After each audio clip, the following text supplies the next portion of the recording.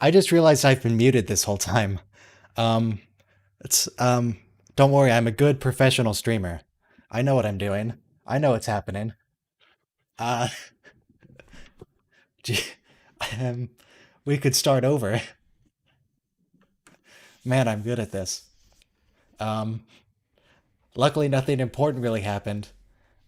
I explained the new counters on screen, data's an android and triangles. I was wondering why no one was responding to things I was saying on stream. Usually, people respond to what's going on. Yeah, yeah, that was turned off. Fantastic. So, brief summary of what was going on before. Brief summary. We're going to meet Armin Shimmerman in this episode. Just We have two new counters. Data is an android, and the triangle ship. Data is an android. Just every time Data says, I am an android, or something to that effect, that'll go up by one. We've seen that once in the pilot so far, and it's probably going to happen a lot. So we're going to keep track of that. And to the triangle ship, I showed it earlier.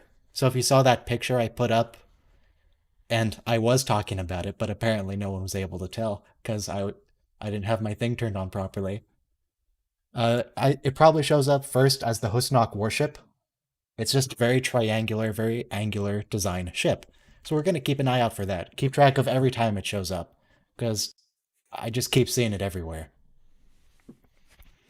And most importantly, Worf cursed. He's not allowed to do that in TNG. You only see cursing in new Star Trek with Alex Kurtzman. You can't have swearing in my Star Trek. How dare you?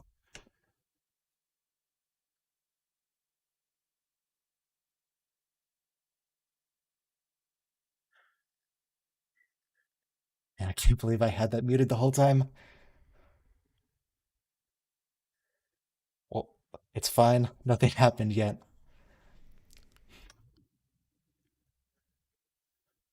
I was also talking earlier, trying to talk earlier, about Ferengi technology and how it kind of gets retconned later on, or more importantly, how their interactions with Ferengi, how much they know about them, kind of gets retconned later on. But as with a lot of things, I think the fact that they change up how well they know the Ferengi later is kind of a non issue because a lot of things in season one are going to get changed. They change a lot of stuff.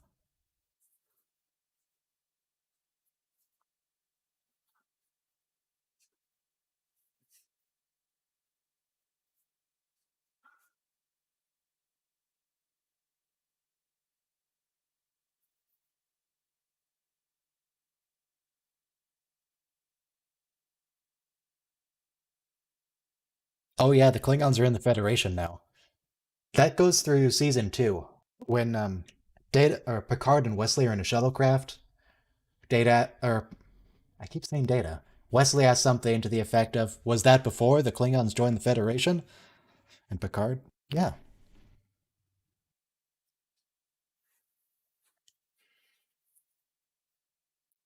they'll change that later. Klingons are part of the Federation for the next year, and then they'll go away. Apparently, just don't worry about the details of season one and most of season two."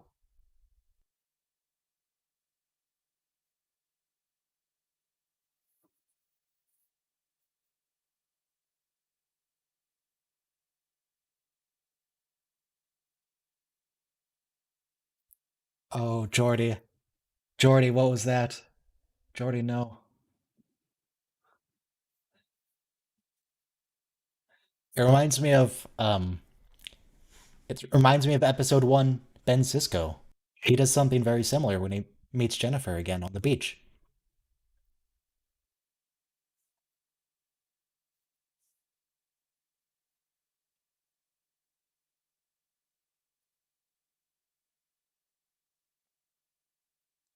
Jordy also isn't the one figuring everything out. Later on, he would be the one to make a suggestion like that. Actually, he straight up does make a suggestion like that in an episode with a Permelian battle cruiser where they're trapped somewhere. It's the same exact thing.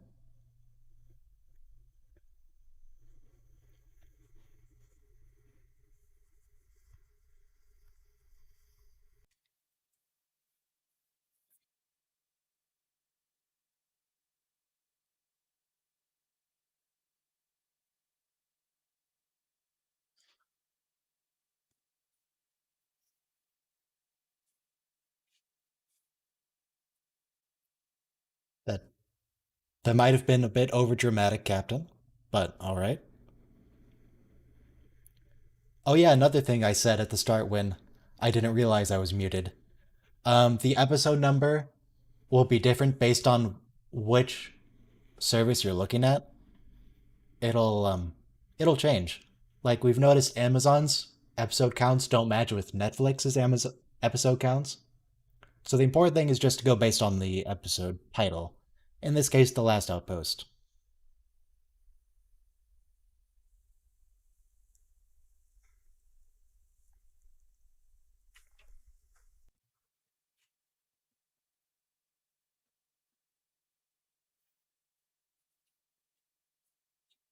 Well, you would have known if I had actually bothered to check my mic output. So that all works out. So the Ferengi, they were using earlier a sort of energy wave weapon, not like a normal torpedo or phasers or disruptors or something. Whoa, whoa, whoa, Picard just swore. It was in French, so maybe that doesn't count, but Picard just swore there. He's not allowed to do that in TNG. That only Alex Kurtzman is allowed to have swearing in Star Trek. My goodness.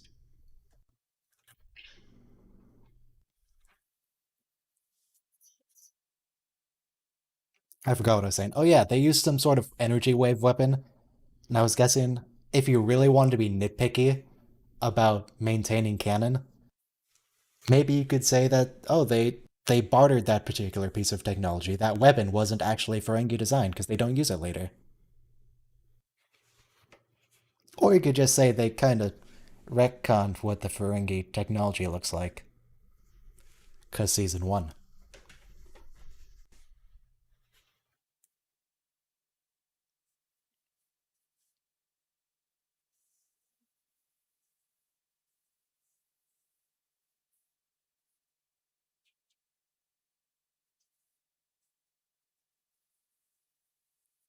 Ah, when I was concerned we weren't going to get Worf getting denied until he actually took over tactical, but no, he's getting denied right now. Fantastic. Yeah, the Ferengi being the main villain, it didn't work. It didn't work at all.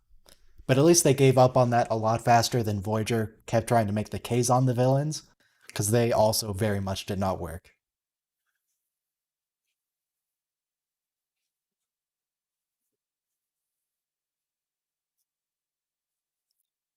But they'll quit with the Ferengi soon enough.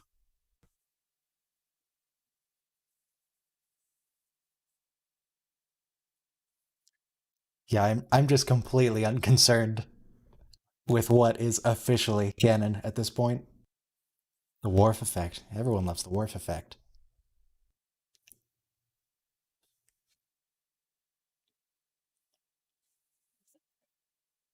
Though I don't think the Worf effect is him getting denied. I think that's the one where um they keep beating up Worf to show that the new alien is really strong. I think that's a different thing. Like, wow, they can beat up the biggest, baddest guy on the ship. These aliens are really tough. It's like, yes, we know. One time Deanna beats up Worf, breaks his wrist, and tosses him aside. Granted, she was possessed at the time.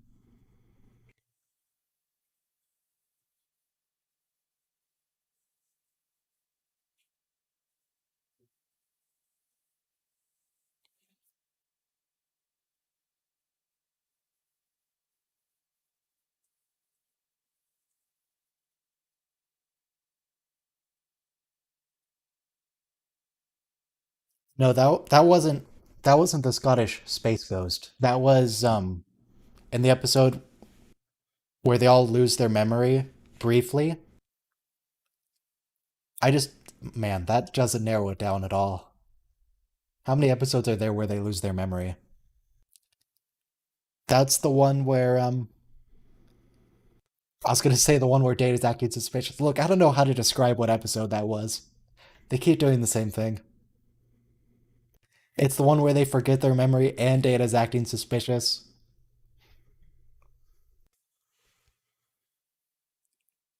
Power Play might be the name of. No, it's not Power Play. Clues. Yes, it's Clues. Clues is the one where Deanna gets possessed and breaks Worf's wrist. How are you supposed to describe an episode like that? Because they do that. They do each of those things constantly. Data being suspicious is a running theme.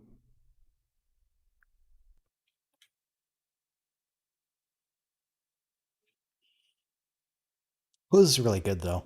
It's one of my favorites.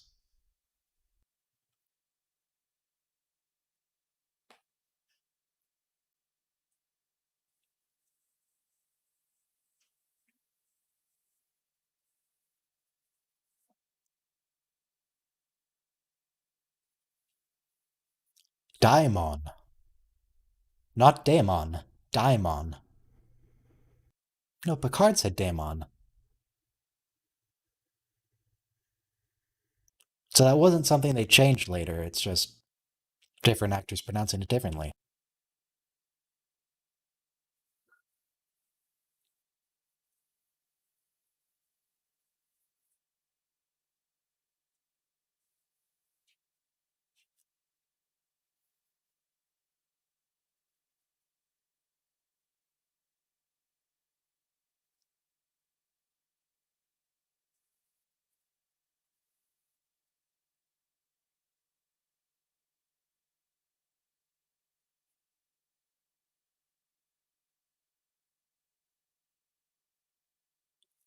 Why is it against your custom?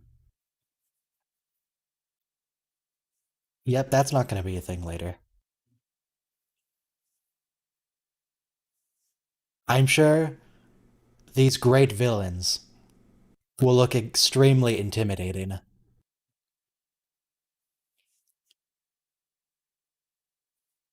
They're going to look like something the Federation should fear. Well, they tried. They tried. Ferengi design is good, but it's not intimidating.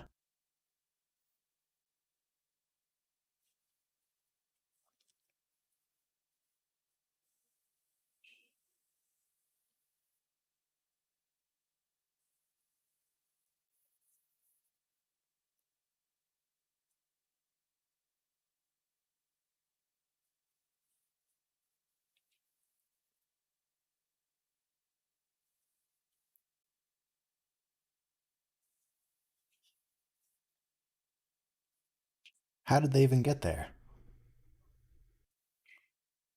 How did they get to the observation lounge?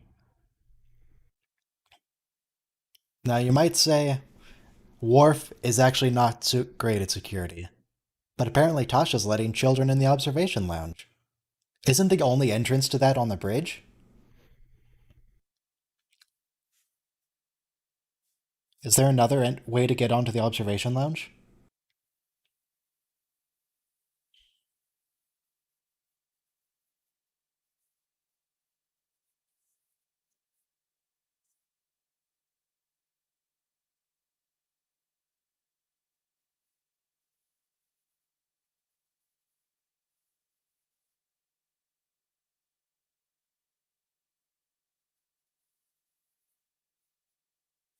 It doesn't seem like voice lockouts are a thing on the turbo lifts.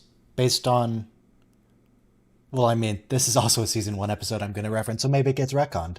Based on the season 1 finale Neutral Zone, where Picard is like, oh, on a starship, people don't need voice lockouts because everyone's capable of being responsible. There's a Deck 2 entrance to it? Okay.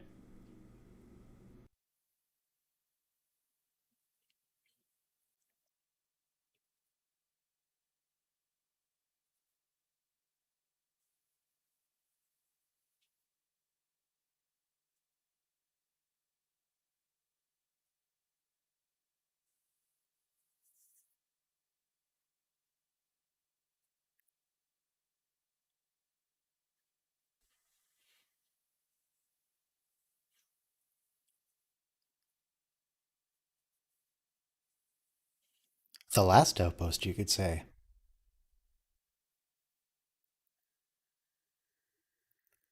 I know we see. I don't know if we see holograms in the observation lounge again, but we definitely see some holograms in the ready room. Picard has a few of some kind of force field. Yeah, it's not too bad.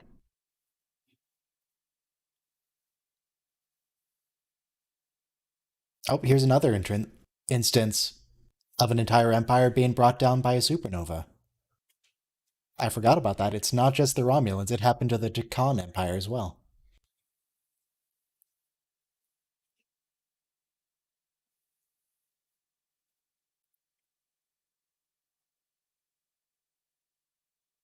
I'm still not convinced that really makes sense, but I'll go with it.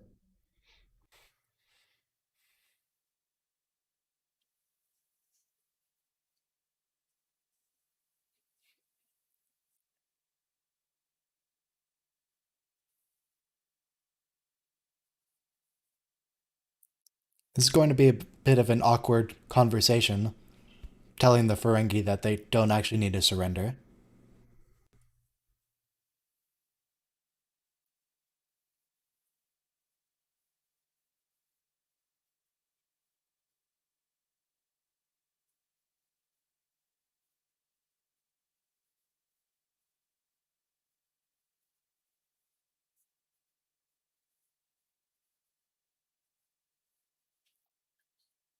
They're also much more. Okay. They're also a lot more militaristic in how they talk. They're much more casual about communication later on.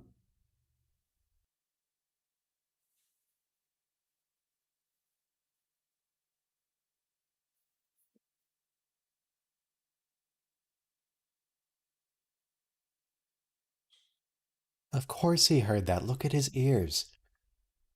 His ears are like half his head.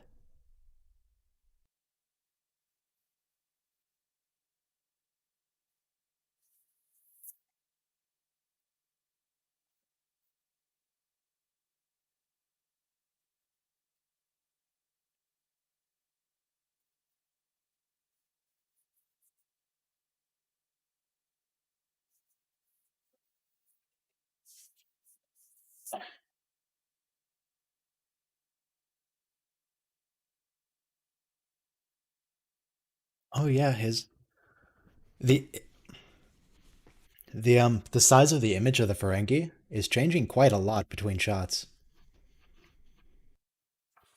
Whenever it's a close up behind Picard, it's just like that.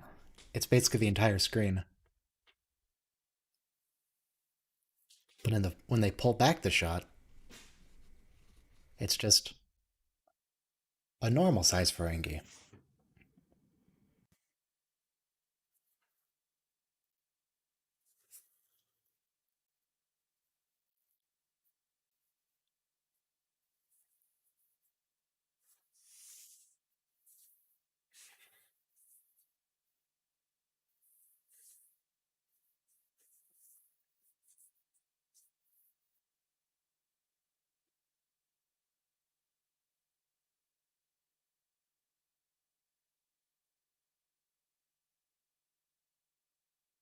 That sounds like a good deal to me. I don't know what number it is, but there's a rule of acquisition. There is a rule of acquisition that says you can't make a deal if you're dead.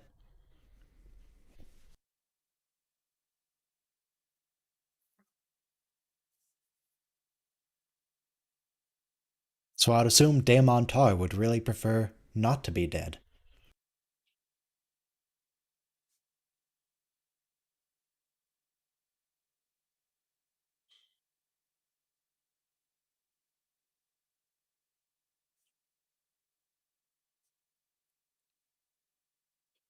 What do you mean it was distorted?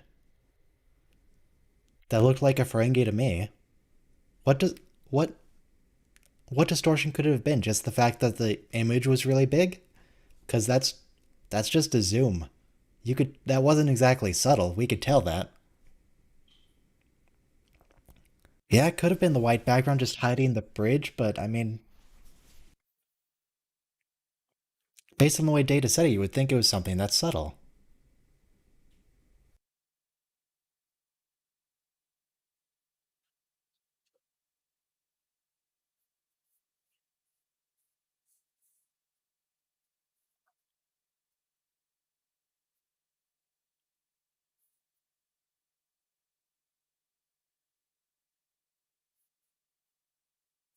Well, we should be meeting Armin Shimmerman shortly.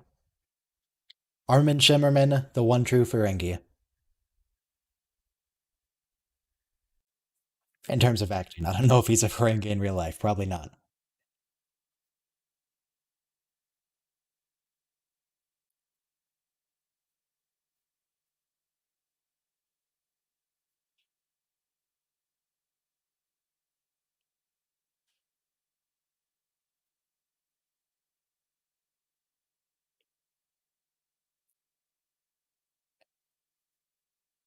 There's the line I was waiting for. Anybody. The anybody. I couldn't remember if it was in this episode or later on, but that anybody. 10 out of 10.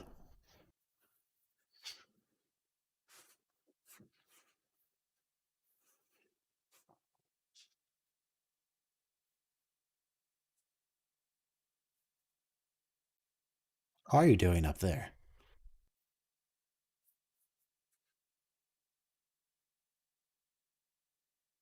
So he was just he was just standing up. Okay. Very foggy on that planet.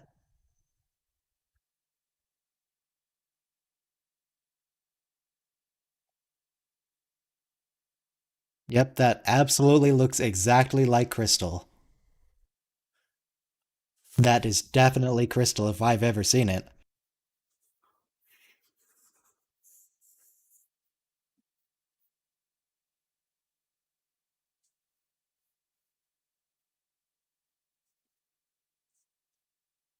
I don't think anyone on the show is allowed to improv ever. I think I've heard a few times that they have to read exactly as it says on the script no matter what.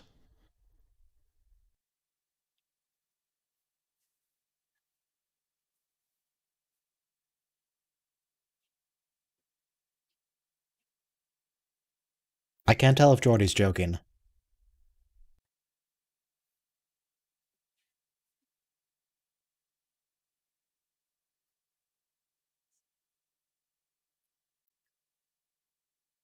What do you mean who's that? Was Jordy not on the bridge?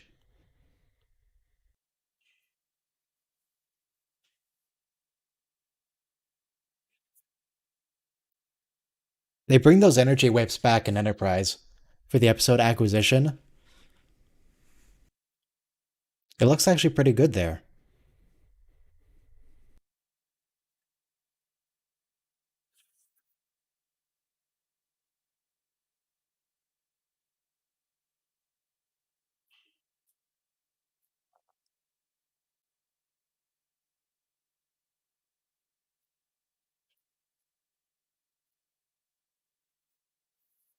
Have they at least concentrate? Well, it looks like they have, yes.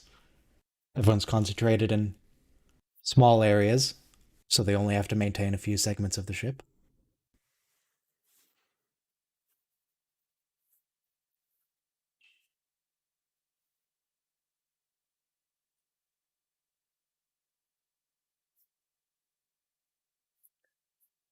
They really update the whip design for Enterprise. It looks pretty good there.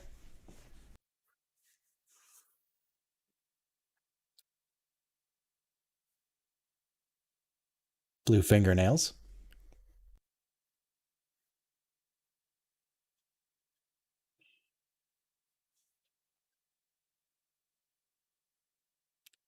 Brent Spiner just holding his arms out straight in front of him. Because he's an android. That doesn't count toward the android counter. Oh, is that Armin? That looks like Armin. The one, Oh yeah, that's a 100% Armin Shimmerman. Standing on the rock, crouching there.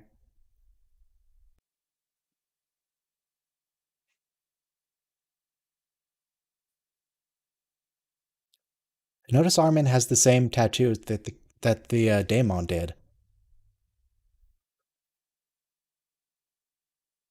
But the Daemon was a different actor.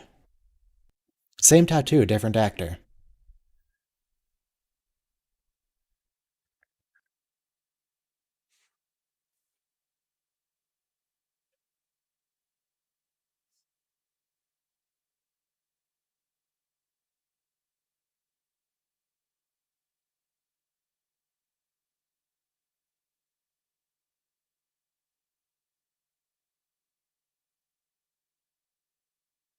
I don't know what the Ferengi were going for, though. Why they attacked the landing party.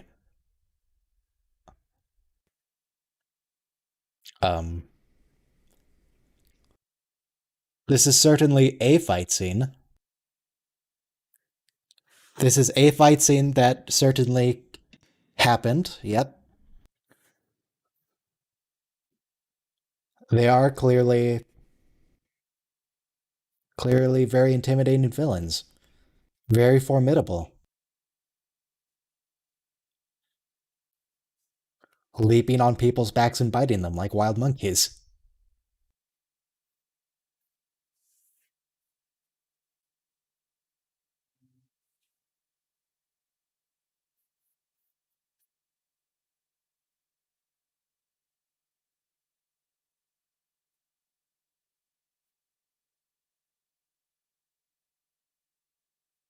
I like how they turned off all the lights on the ship. On that exterior shot, that was nice.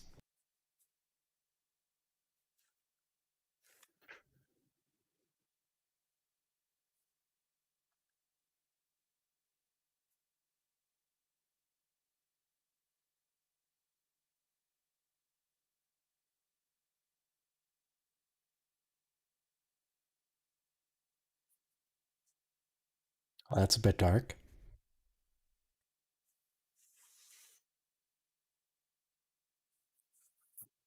A few shows do the whole sedate someone as they're dying thing. But, yeah, that's pretty dark.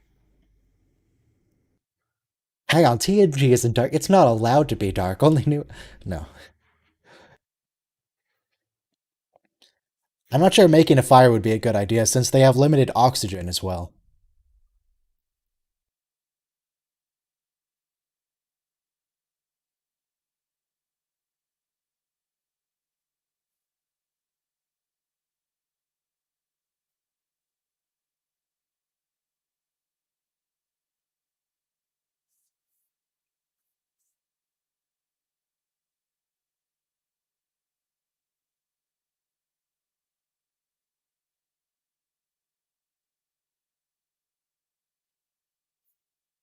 I.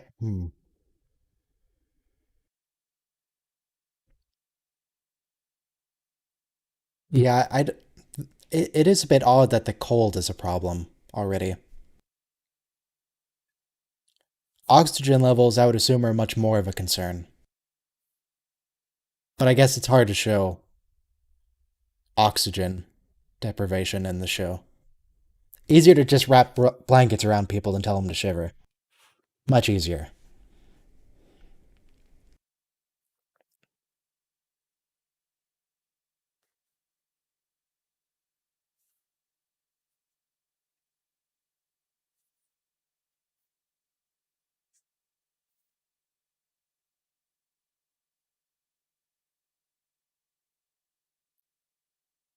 This whole sequence feels very TOS to me.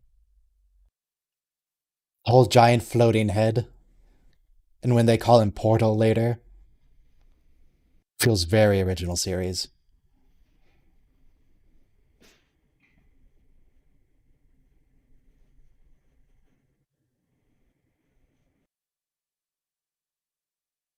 I wonder if this was written for TOS, because I think.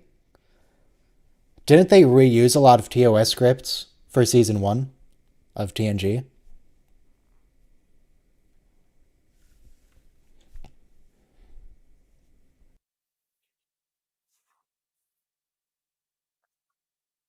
Was this script originally written for the original series? Because it seems like it was.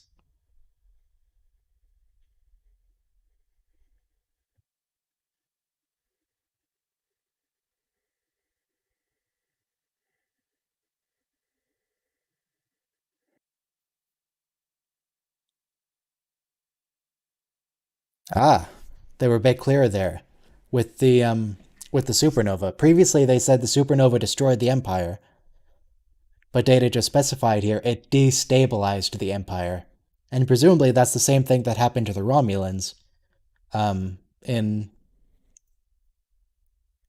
the reboot movie and in Picard, where one supernova doesn't destroy an empire, but it can certainly destabilize it if it hits the wrong spot, if it's a bad star to go nova.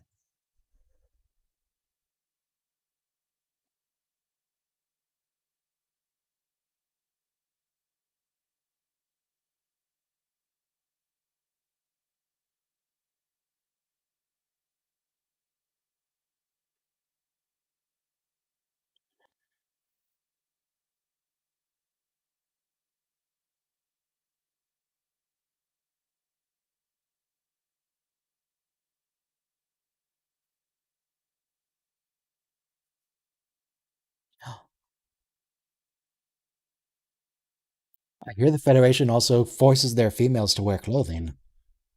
How barbaric.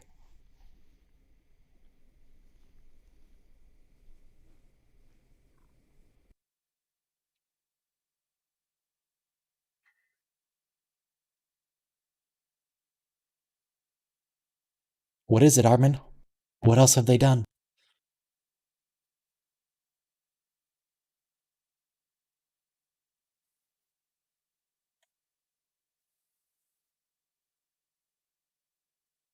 Well, that's true at least. They do withhold a lot of stuff from worlds. Oh man, Worf needs a home.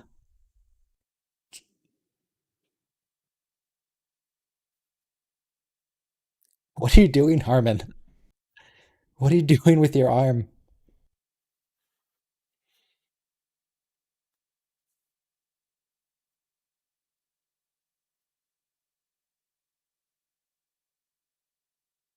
Hot gold is still valuable now. Good to know.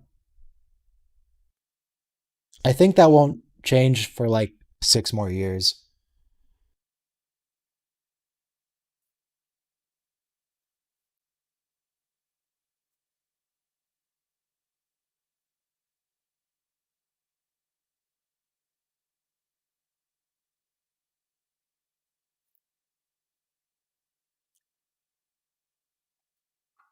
I don't know when Lano was first mentioned. But I seem to remember that in either season 1 or season 2 of DS9 they reference gold being valuable still. And that doesn't happen till the end of TNG. So gold will probably still be valuable for a good long time.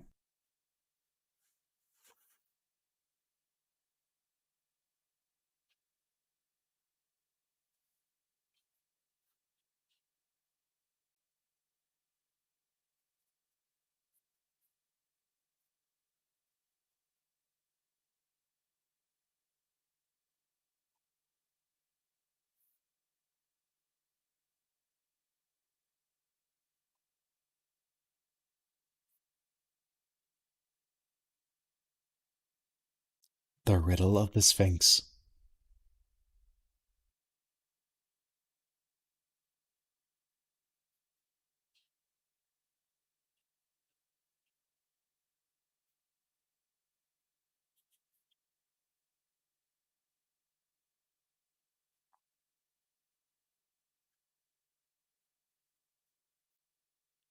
What are you doing, Portal? Who's that actor? Does anyone recognize him?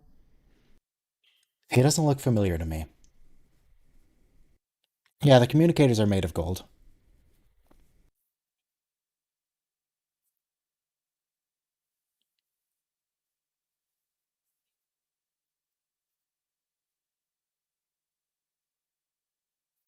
I feel like Riker would not know the airspeed velocity of an unladen swallow. I don't think that's his field. Data would know. You could ask Data.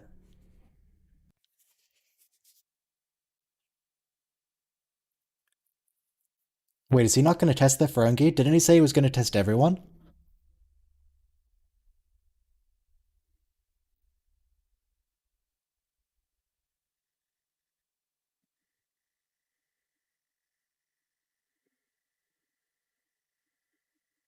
What are they? Wait, but what about Armin?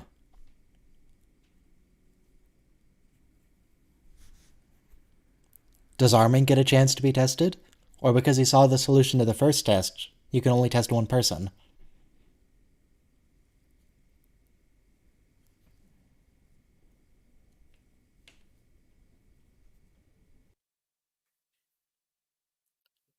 Jean? A Starfleet officer calling Captain Picard by his first name? You're not allowed to do that. Calling him by his first name in my TNG? Ridiculous.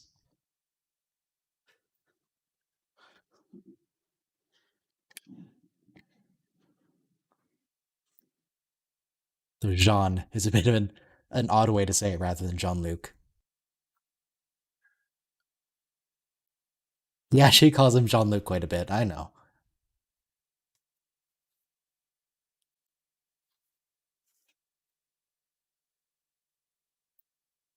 What are you doing, Armin?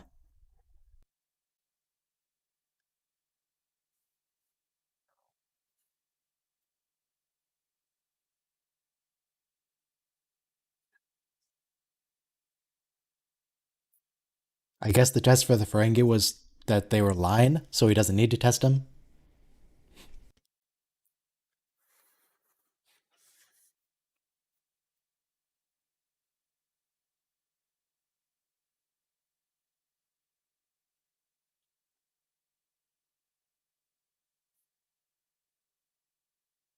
Armin, why are you wobbling like that?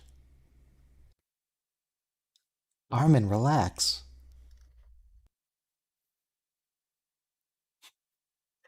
I don't understand. Why are they shaking back and forth?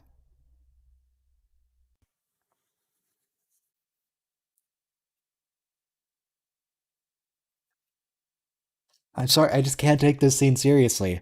They're trying to have a serious philosophical moment, and then Armin Shimmerman is just dancing in the background.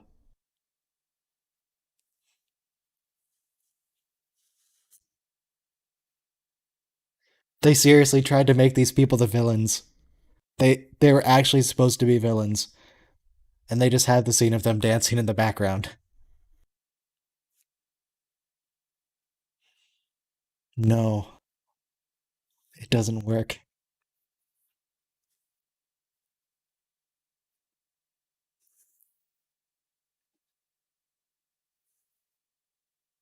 And someone said we should start with season 3. Ridiculous. If we started with season 3, we wouldn't see Armin Shimmerman dancing in the background. What's the point?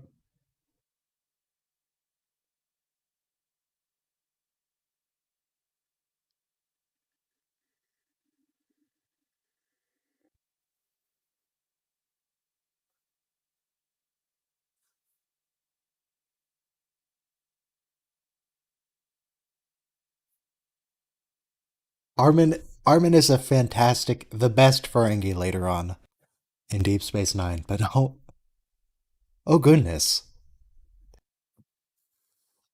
oh my, that was something else.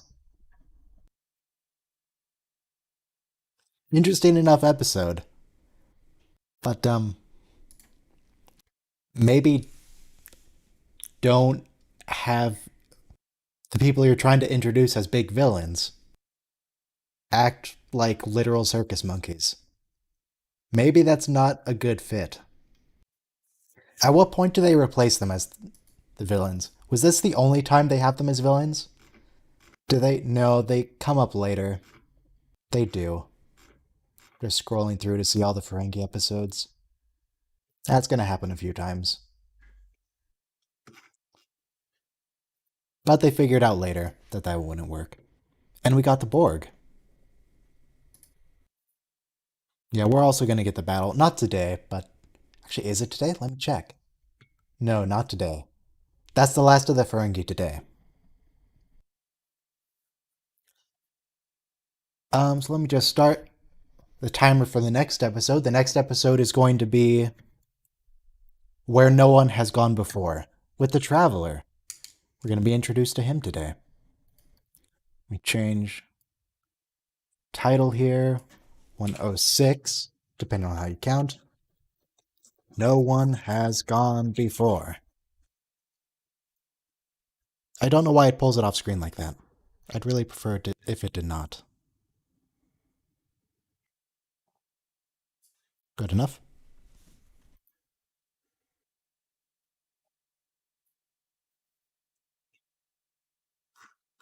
Alright.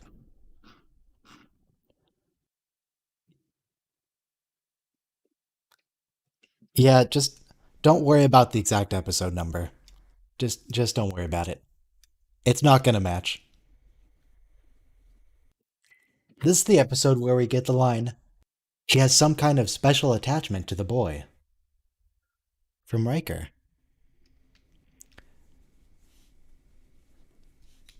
If you all would like to sing along together, you can do that, but I think I'm gonna stick with the just chatting about Star Trek. I think that's gonna be my limit here. At least today, we're not gonna get the episode Justice. That's one off. So next Saturday we're gonna get Justice, which is the creepy planet where Wesley is sentenced to death. You know, for running over some flowers. Because justice. How many Wesley episodes are we getting this season, by the way? There's Where No One Has Gone Before. There's Justice. There's Data Lore's arguably Wesley. He shows up there. Coming of Age, we get that Wesley episode. We certainly... When do we get the episode where Wesley is... and like a bunch of children are taken captive? Some alien race just kidnaps a bunch of children from the Enterprise. Is that season 2? Just glancing over the basic episode descriptions here. When do we get that? That can't be after season 2. There's no way that's season 3 or later. There's no way.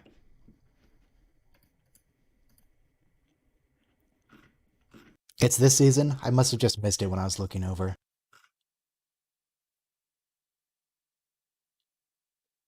Is it It can't be Haven. Is it Haven? The episode description doesn't mention it at all. It just talks about Deanna Troi being caught between her feelings for Riker.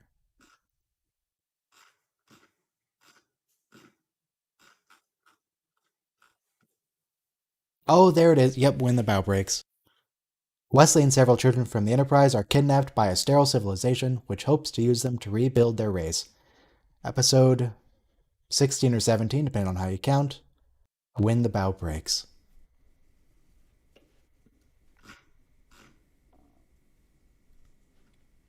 We're coming up on time to play Where No One Has Gone Before with the Traveler.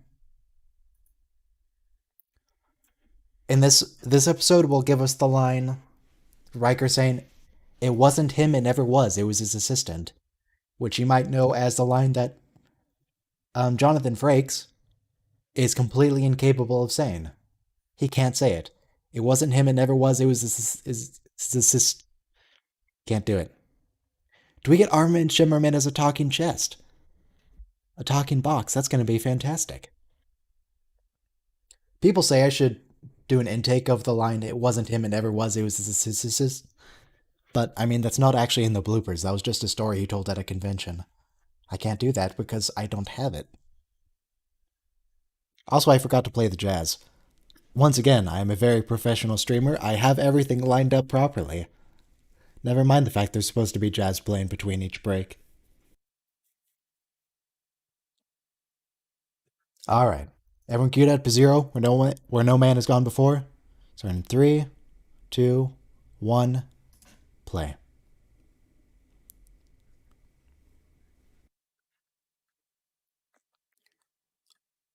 I recognize this shot of of the Enterprise and an Excelsior class flying right next to each other. That's some stock footage, essentially. You're telling me they don't have unique shots for every time they fly with an Excelsior class?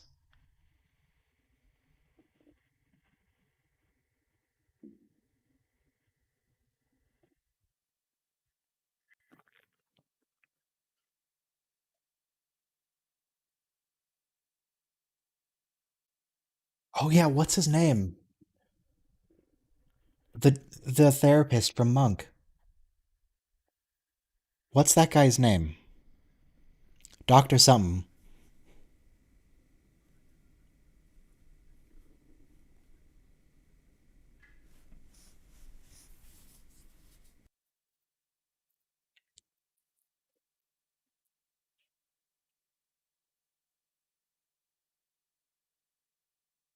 So presumably, no, that's the actor who plays Monk. I mean the character that is Monk's therapist in Monk, the doctor. Presumably, the doctor's just gonna hanging out in the fearless transporter room for Riker to actually get there to greet him. Monk Shrink's name. I'm gonna look that up real quick. Monk therapist. Dr. Kroger, that's his name.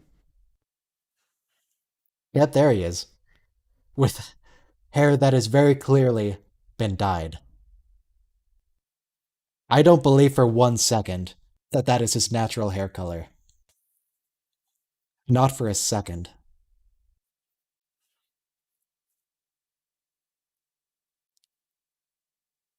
One of your chief engineers, not your chief engineer, one of your chief engineers.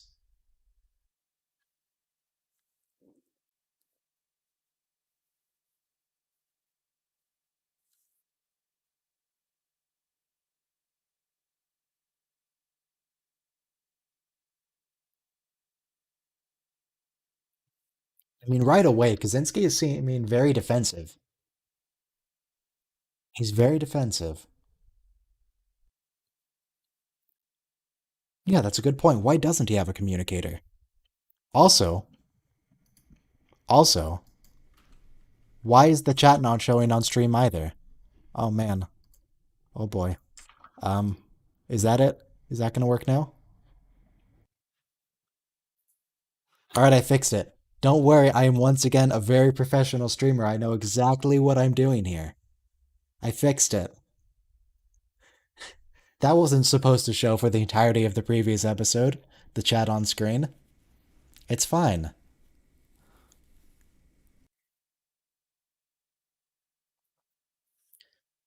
This is where No Man has gone before. Netflix and Amazon have things have the episodes in different orders for some reason. For some of them. So I don't know what's up with that. But we're watching Where No Man Has Gone Before.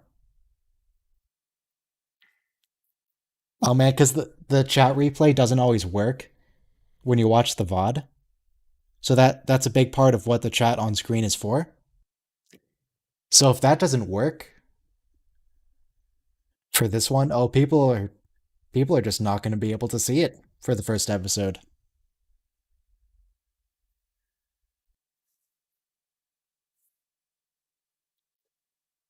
Don't worry about it.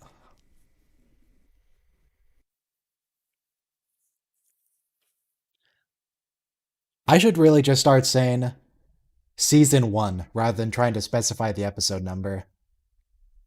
Because this comes up all the time.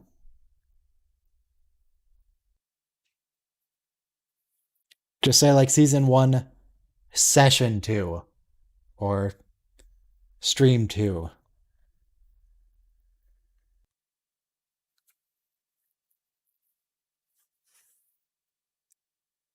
Data still hasn't said today that he's an android yet, which is somewhat disappointing.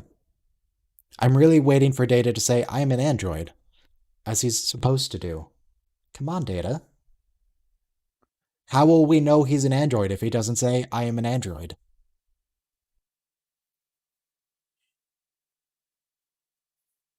A few people walking in the observation lounge there,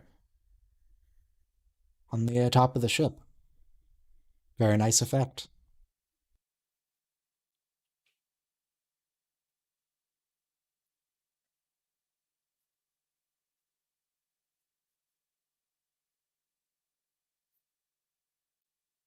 Yeah, I don't know if Data's an android. He hasn't told us yet. Not today, at least.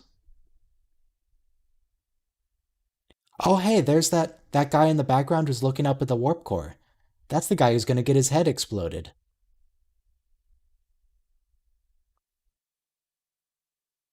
Oh, I'm not doing a some kind of counter. No way. I'd have to be updating that constantly. I would just have to always have that open and just keep changing it multiple times per episode.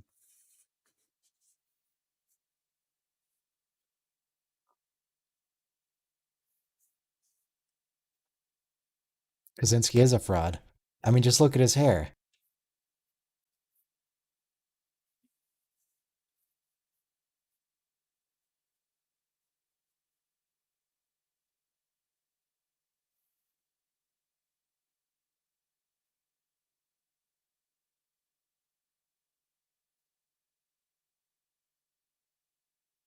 So I guess. I mean, Kaczynski isn't the Traveler, but the Traveler is here. Yeah, he shows up real early. Because if they hadn't introduced him in season one, I don't believe they would have introduced the Traveler as a concept after with season three or later. I don't think they would have mentioned that at all. Oh, there's the Traveler on the left with Wesley, forming some kind of special attachment to the boy.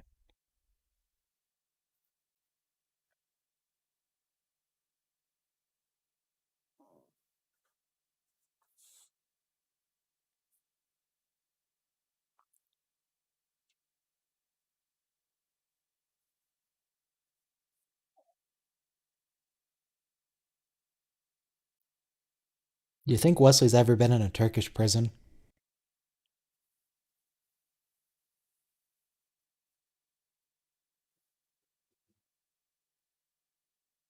Oh, that is a very troubling configuration.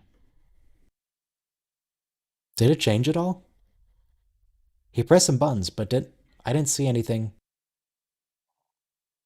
It looked like the same animation.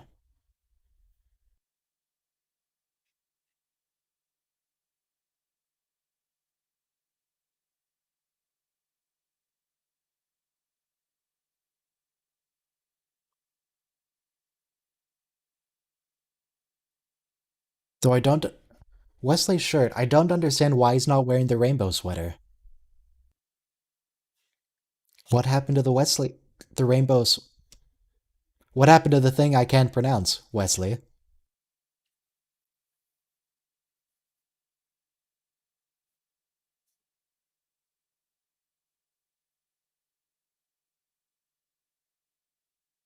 No, he's not an acting ensign yet. That won't happen for a little while.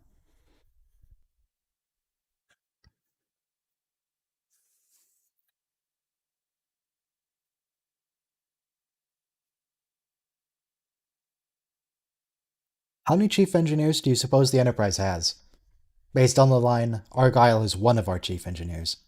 How many? Do they have like three or four? Oh man, Kaczynski is still very defensive.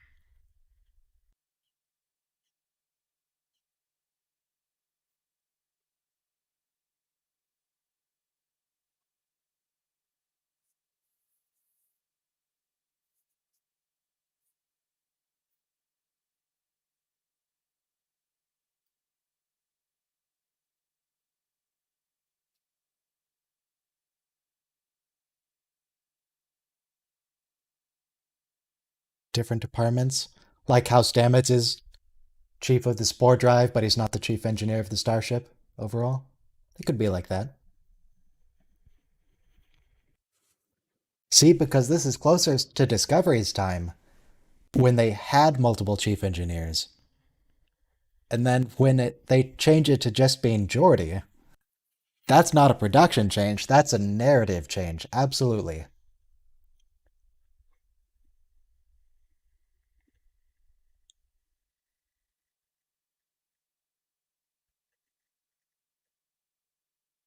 There should be a night crew. They have three shifts, I know that much. Though, We basically never see the night crew. I think we see them sometimes actually. Just they'll occasionally come in and someone will get up and immediately leave. That was very clearly just a sped up shot, but all right.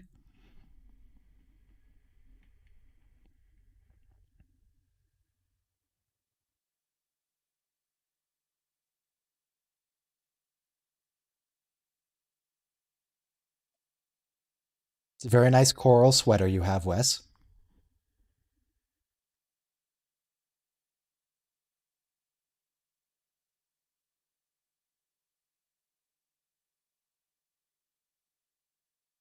Warp 10? But that means infinite velocity.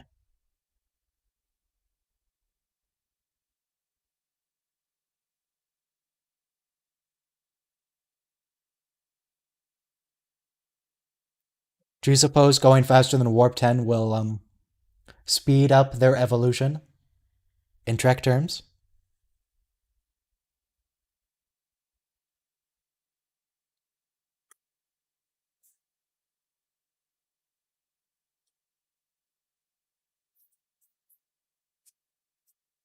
Thank you, Mr. Data.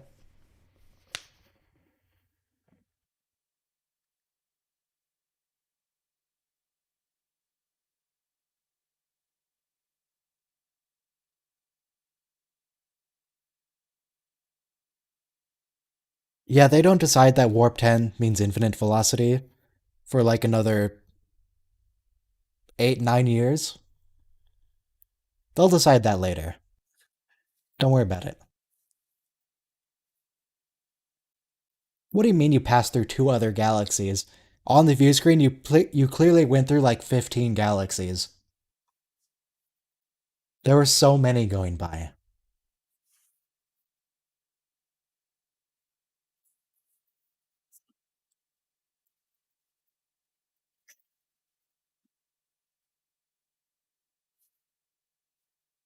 Also, they just said,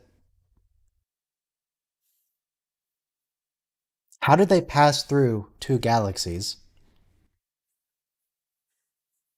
when they basically went the same distance that the nearest galaxy is to us?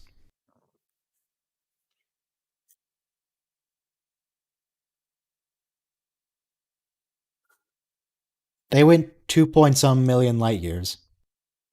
But Andromeda is 2 points some million light years. And that's the closest one other than the R2 satellite galaxies.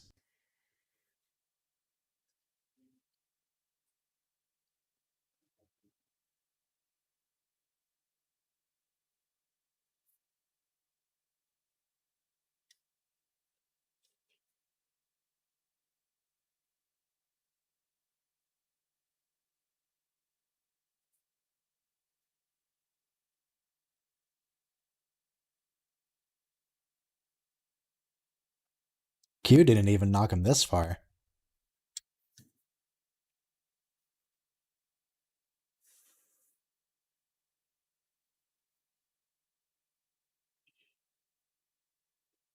It's 2.5 million, Andromeda.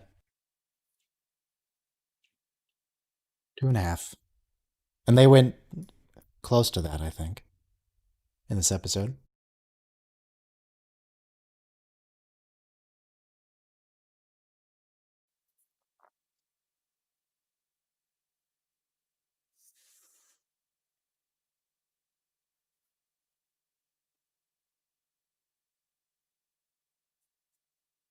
He didn't even insinuate that, Traveler.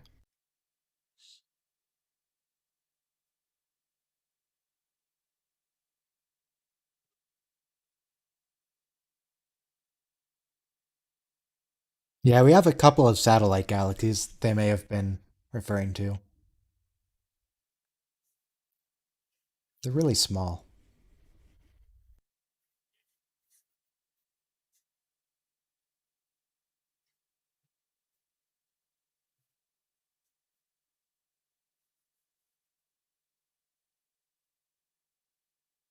You know, the Traveler actually kind of reminds me of Willy Wonka in the way he interacts with children. His voice sounds very similar to me. Is that? Hang on, is it the same guy? Hang on. Willy Wonka actor. No. What am I talking about? That's definitely not Gene Wilder. But he's very reminiscent of him. It's absolutely not Gene Wilder.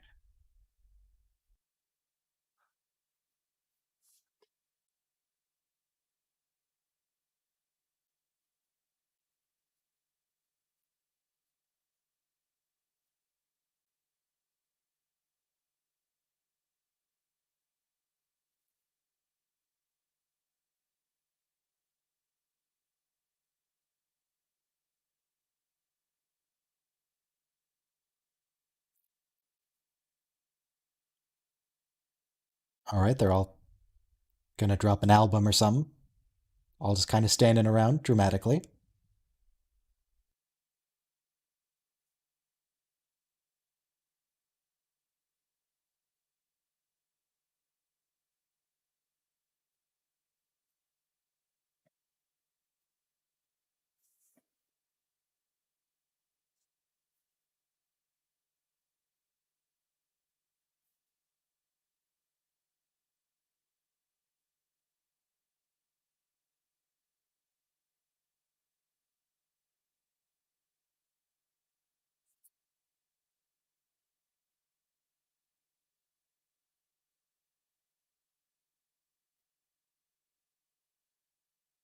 I mean, I guess they might as well do some exploring while Kaczynski gets set up.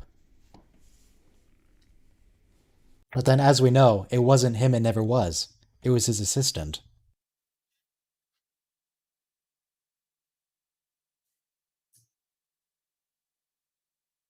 How many advancements have been tied to speed? 4? 5?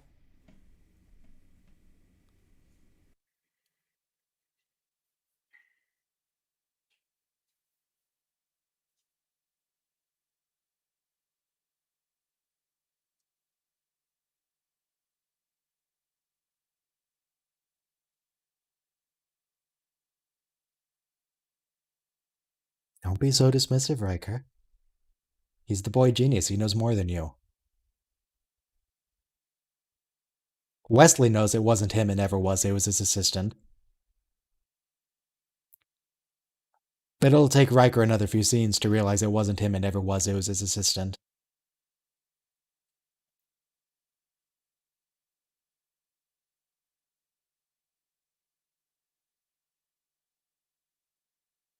Oh, did you see the way Wesley got on that chair?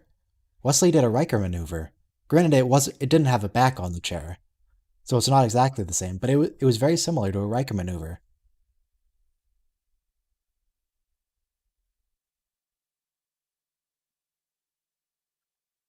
He has been watching and learning from the senior staff.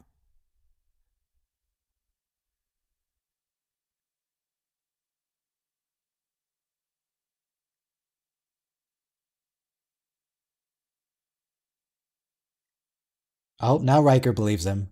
And now Riker knows it wasn't him, it never was, it was his assistant. Now he gets it.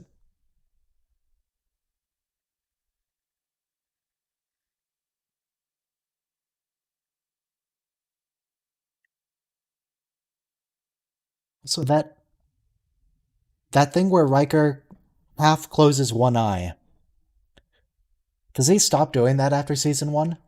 Or when he gets the beard? I don't remember him doing that later on. I feel like that's a distinctly beardless Riker gesture, giving people the side eye.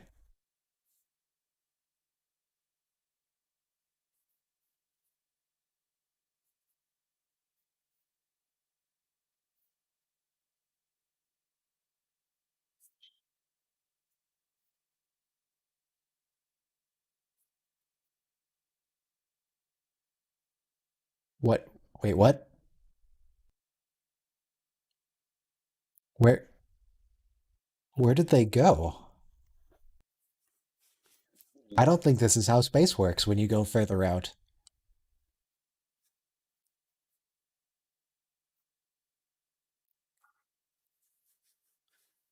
Are those life forms?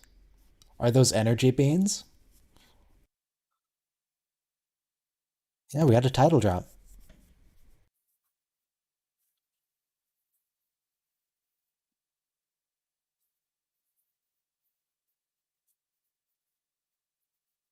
A billion light years. Now they've gone some real distance.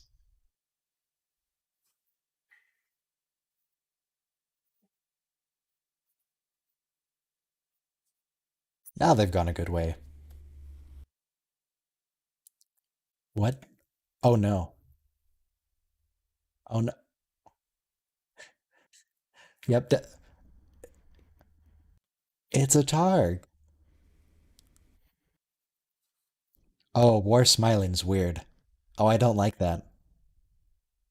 I would very much prefer if you did not smile like that, Mr. Worf.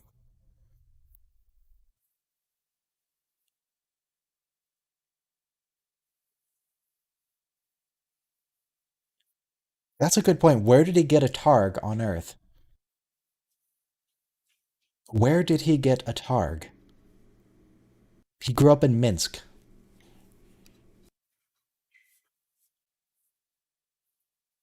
Oh, hey, Spot.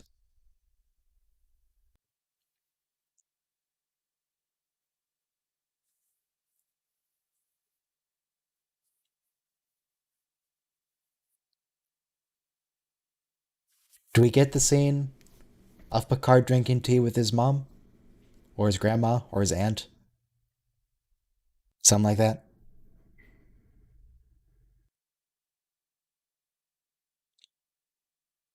No, that wasn't actually Spot. It's just a cat. Tasha, what are you doing? Oh no. Oh no, it's a flashback.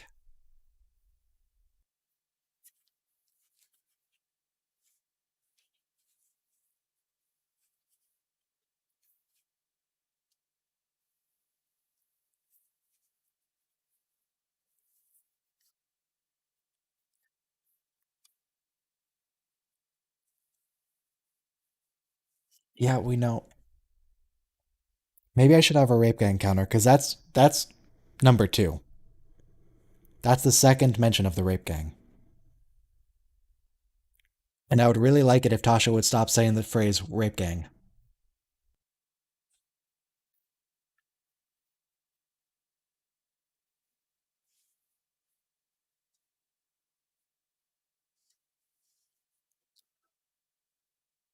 Based on the number of concerts on this show, I'm not sure if this is real or not. If it is real, or rather, if it's not real, if this is this guy's hallucination, why is he so happy to just go along with it? Is he not is he not at all concerned about the fact that some guys in powdered wings showed up? Wigs, not wings, wigs, and started playing their violins. Apparently that's not concerning at all.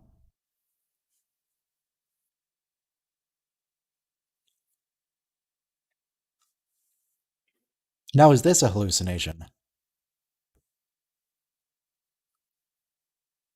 Okay.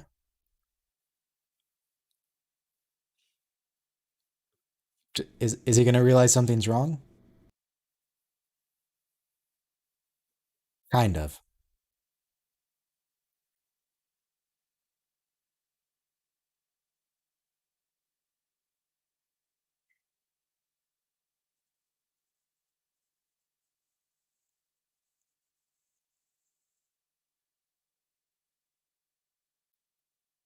How would you describe her accent? It doesn't sound like Patrick Stewart's accent.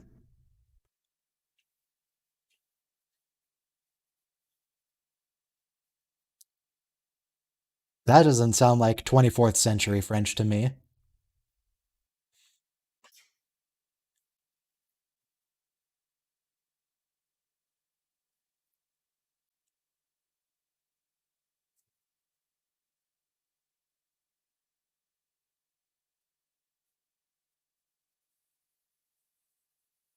Wait, what do you mean the Outer Rim?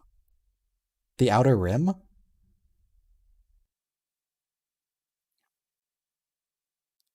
The outer rim of what?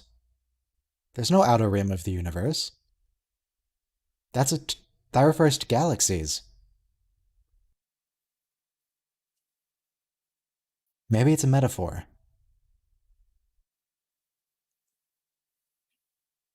The metaphorical outer rim. I'm gonna go with that.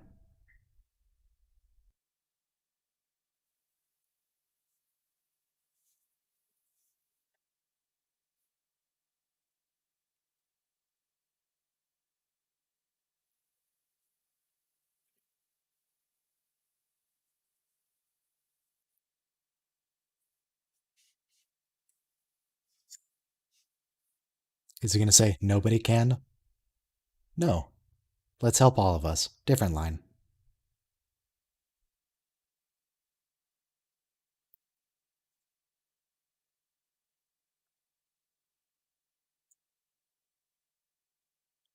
I think everyone is seeing everyone else's hallucinations.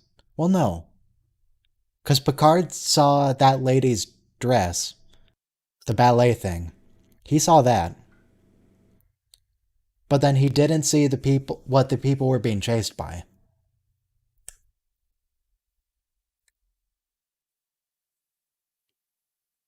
It's probably best not to think about it too hard.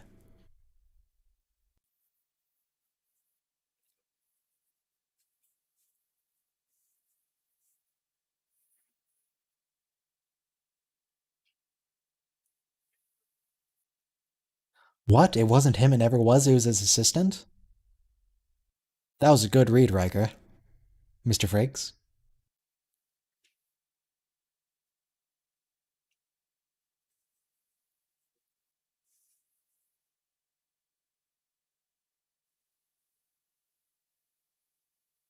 Oh, Kaczynski also knows it wasn't him, it never was, it was his assistant. And now Picard knows it wasn't him, it never was, it was his assistant. He did.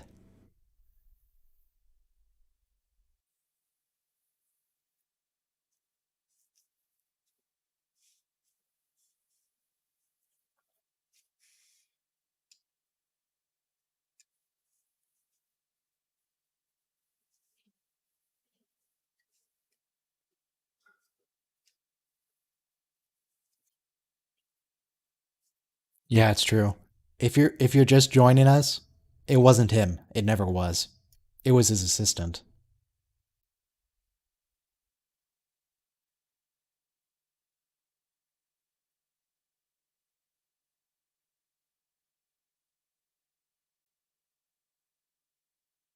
No, they're not going to start listening to Wesley. What are you talking about?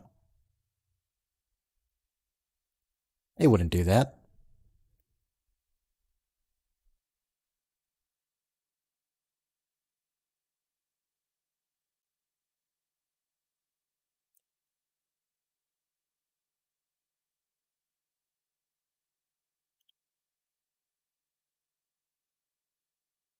I think we're about to get another some kind of here. Yep, there it is. There's the one. Some sort of special attachment to the boy.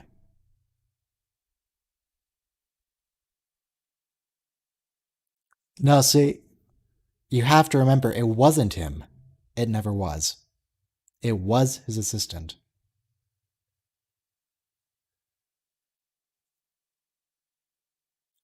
Also, Beverly needs a hairbrush or something.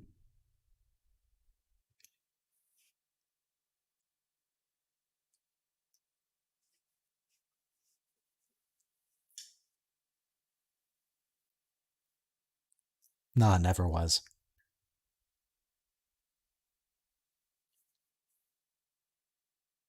Good to know that the stimulants work on him, at least.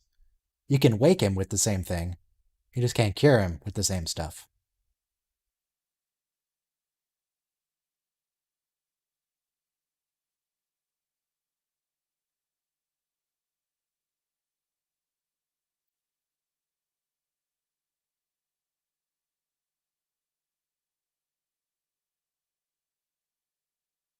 He's the alien from Tau Alpha C, Picard.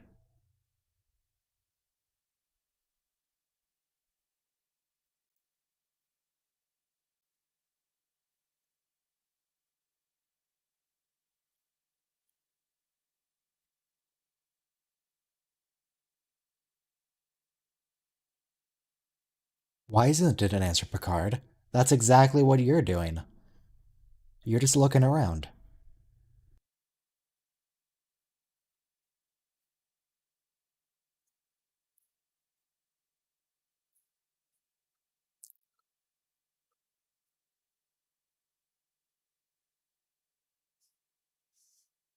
It's exactly what Starfleet are doing. Who knows?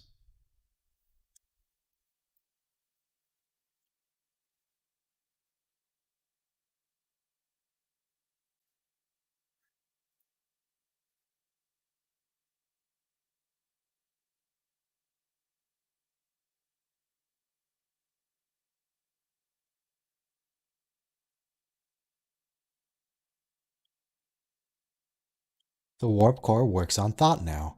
Easy enough.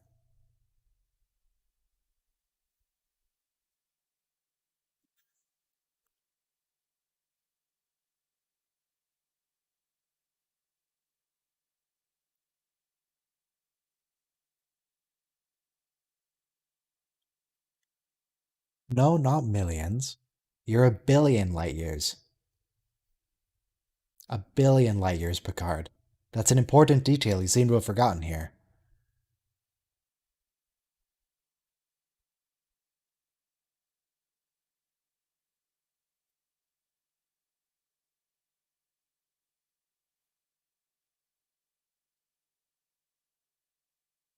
I don't think it's fair to say this guy wouldn't work as Data, because Brent Spiner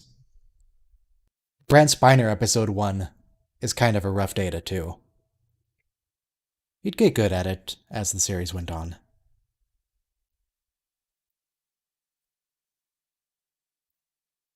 Brent Spiner's pretty great by himself though.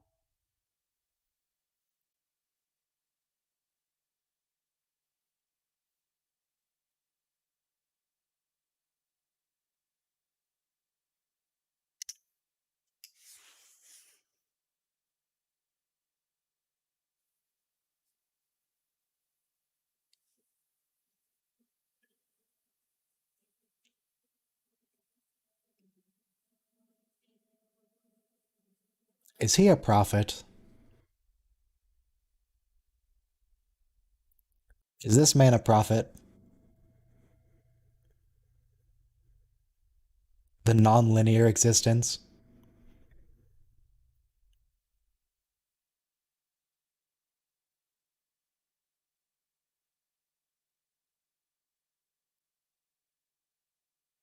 You weren't that interesting, Riker. Come on. Yeah, see, you've been uninteresting.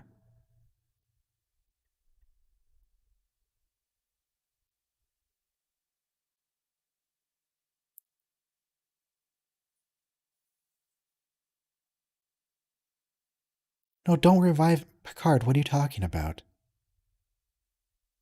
You're gonna kill this man, and he's the only way you have to get back.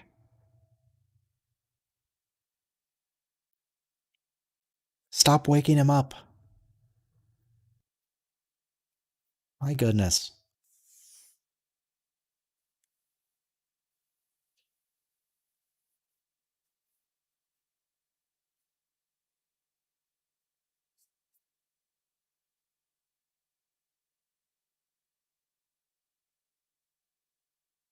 All right now. No, what? Don't take him down to engineering. Why? Why do you have to hurry? Give him a day. What? There's nothing hostile. There's no Borg around. There's just glittery lights. Give the man a day to rest.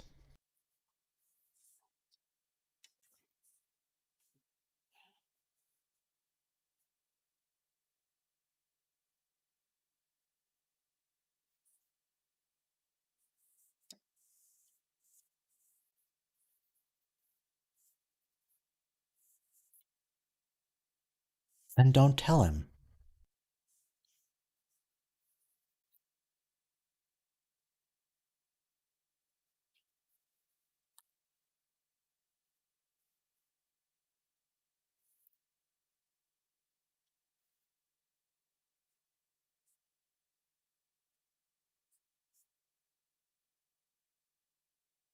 Maybe he'll get to be an acting ensign this episode, based on the Traveler's advice.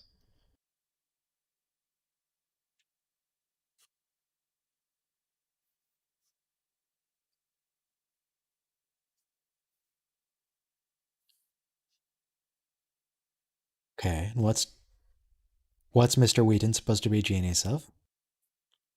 Is he genius of warp fields?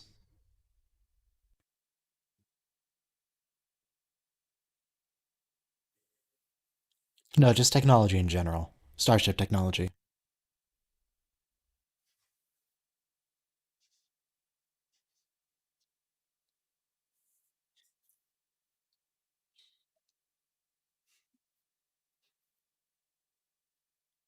I still don't get why they can't let him rest for a day. He's not going anywhere.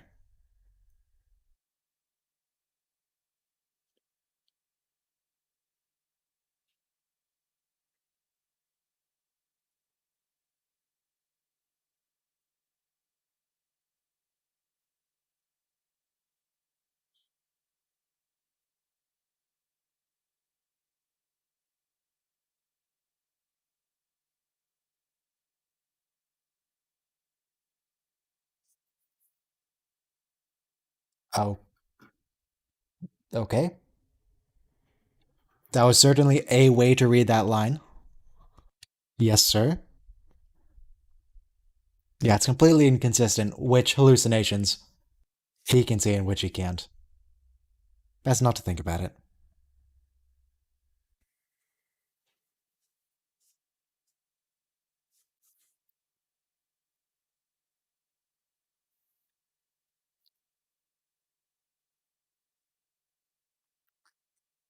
Yeah, it might actually be best to just sedate everyone, if that's going to be an issue.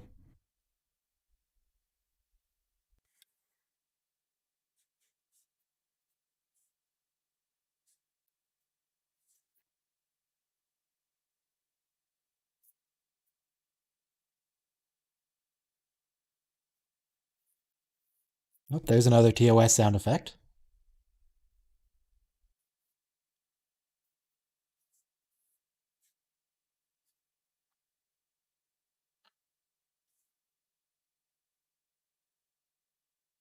Oh, there's another man in a scant.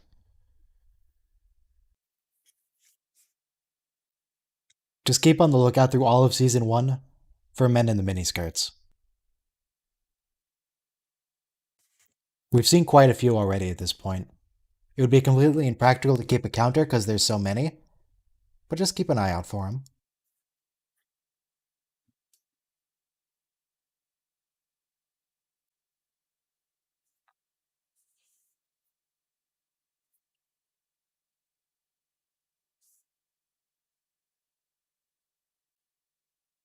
Okay, I'm not sure why they're at battle stations, but just get everyone focused, I suppose. Get everyone on the job.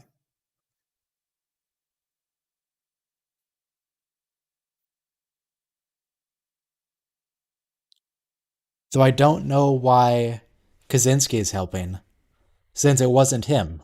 It never was. It was his assistant.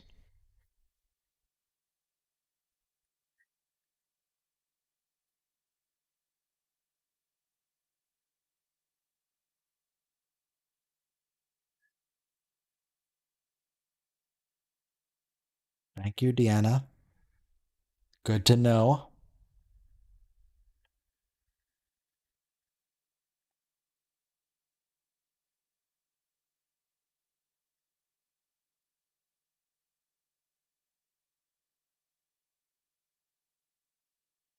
Little smile from Data, showing a bit of emotion. A bit of season 1 emotion.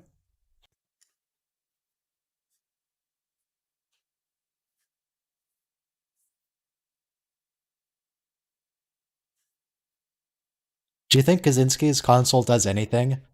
Or is it purely to get him thinking happy thoughts?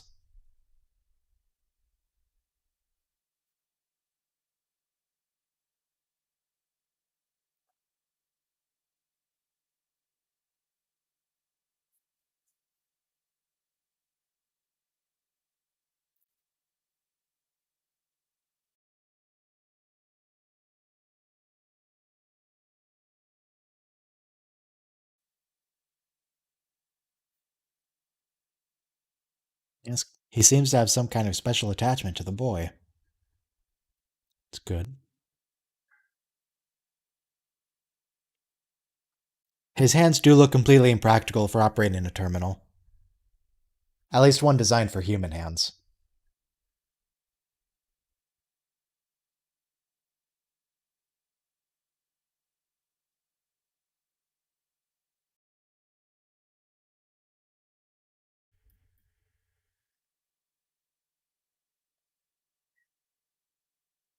Though I don't suppose he was actually really operating the terminal.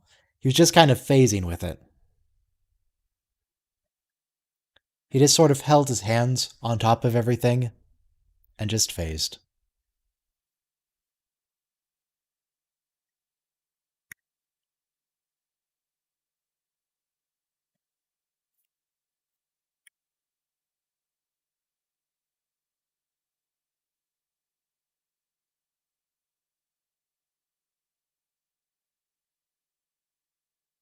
Well, that resolved itself.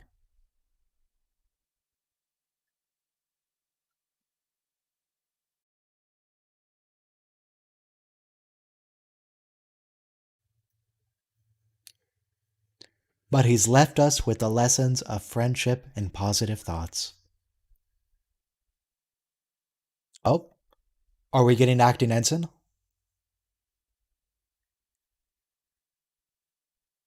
Is he getting a promotion?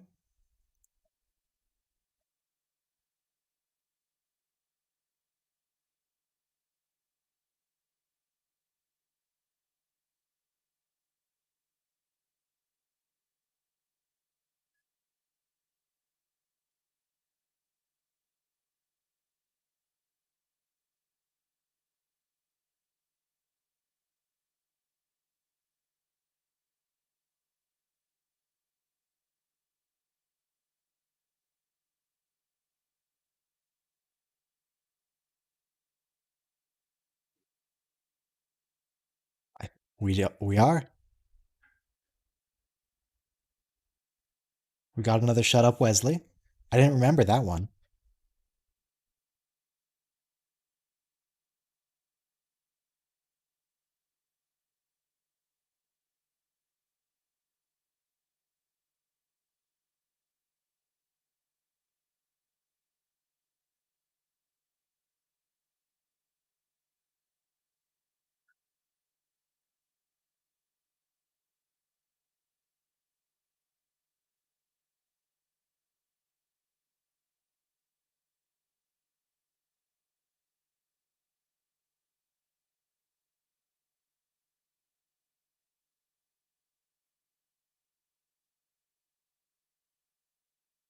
It's really more of an apprenticeship than an actual commission. He's just there to practice with his nice coral sweater.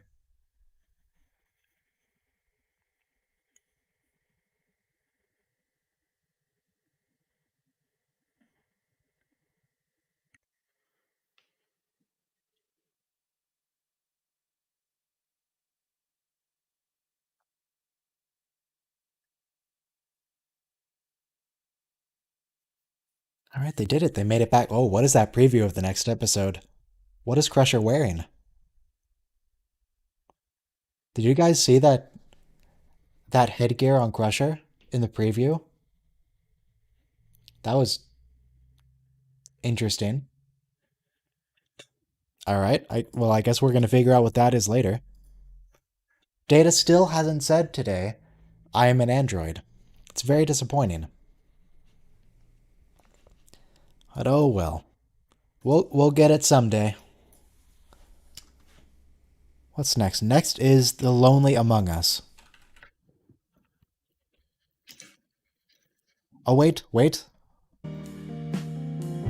I remembered this time.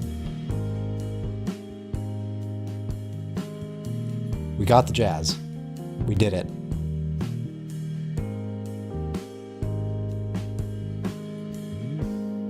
Alright, what's the description for the next episode? Passing through a series of complex energy patterns, the Enterprise crew find themselves trying to solve the mystery surrounding the death of Assistant Chief Engineer Singh and the altered personalities of Lieutenant Worf, Dr. Crusher, and the Captain. No, I don't have any Riker trombone, sadly. But, brief break. We'll be starting in just under 4 minutes.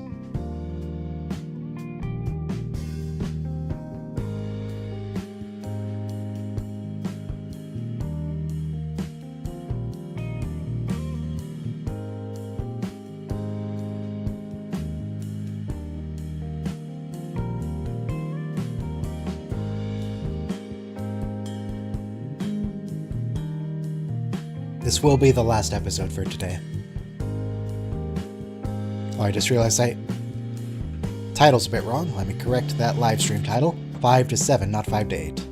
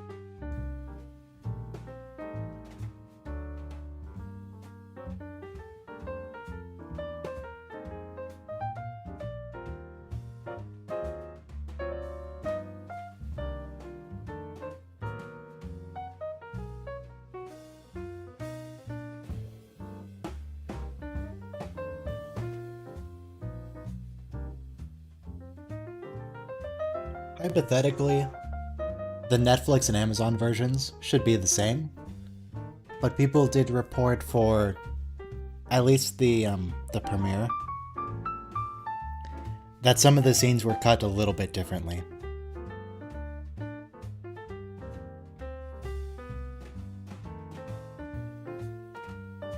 Yeah, Chef Excellence, I'm pretty sure you imagined that. I don't think that ever happened.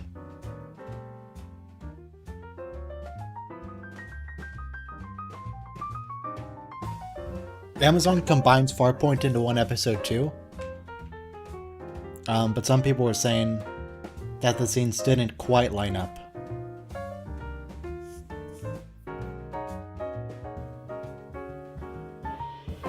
There was a little bit of difference in the timing. But in any case, coming up on starting time, The Lonely Among Us, which is another Wesley episode.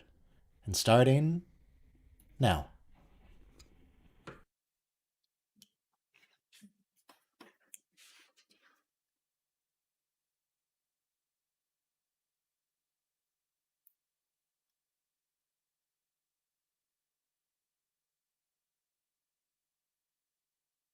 The Antikins. Aren't the Antikins furry? Aren't they like animalistic furry people? Those have to be the Soleil then. The lizard people.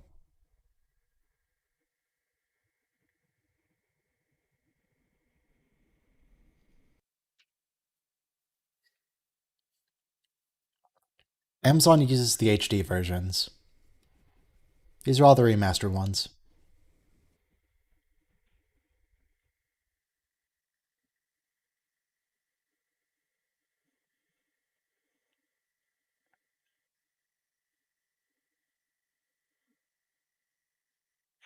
He sounds familiar. John Durbin. What else is John Durbin in?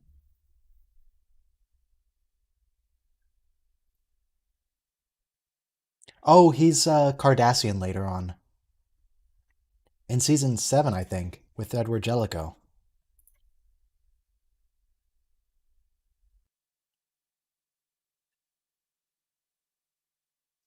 Season 6? Season 6.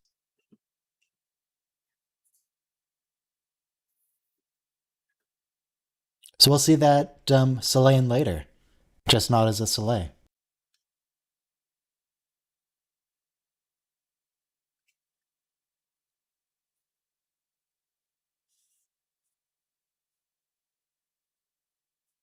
Yeah, Golem Mech.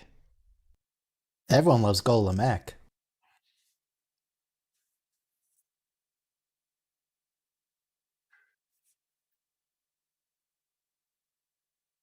We got some good old current Earth is trash talk.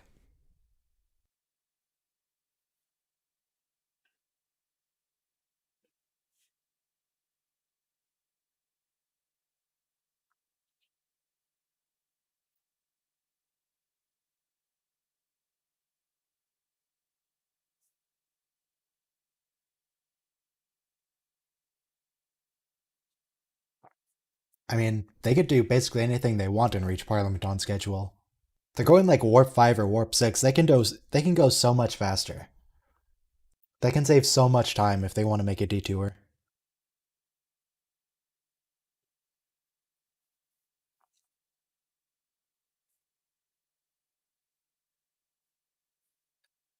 Are we gonna get Mark Alimo in this as the Antikin? That'll be interesting.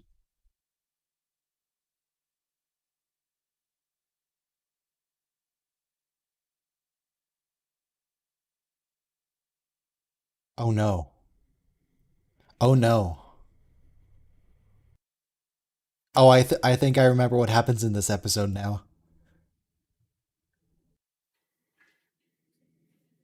Isn't this the episode where Picard is gets possessed and he stands at a console and shocks everyone with that one lightning effect? Oh yeah, we're about to get a lightning effect right now, in fact. The one lightning effect they have. They only shelled out for the CGI of one. There it is. Oh yeah.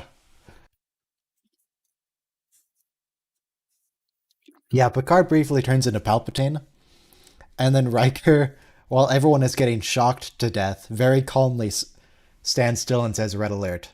It's going to be great. Some fantastic acting from people who are supposed to be being shocked to death.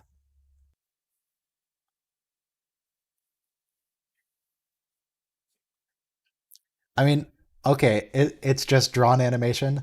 In that case, why do they draw the same effect every single time? It's the exact same effect. They never vary it up.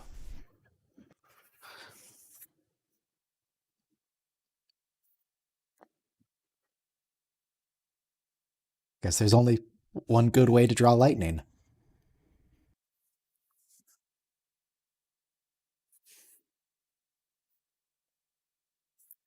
I have no idea what else happens in this episode. No idea. I just remember Picard getting possessed and shocking everyone on the bridge with that one lightning effect.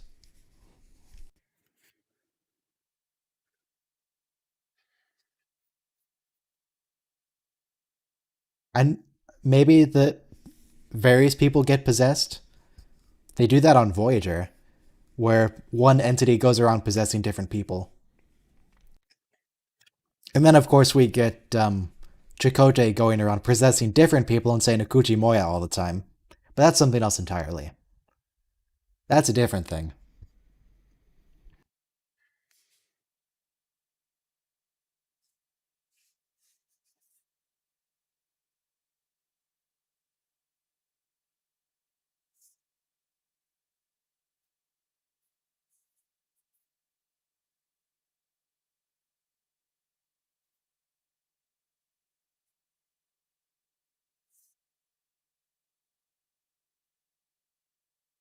All right, calm down, Mr. Worf. You're fine.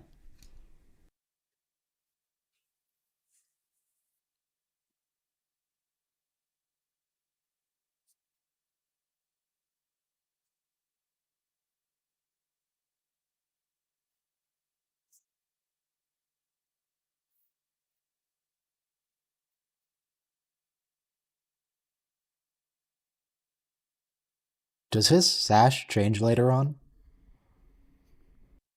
I feel like it's more metallic later. Maybe it's just the front is metallic and the back's cloth.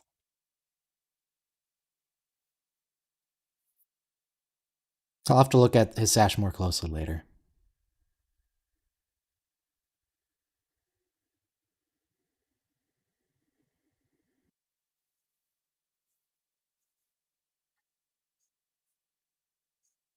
Completely different? Okay.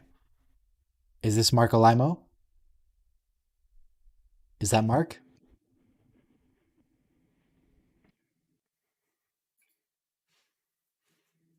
Come on, say something. Give me some words.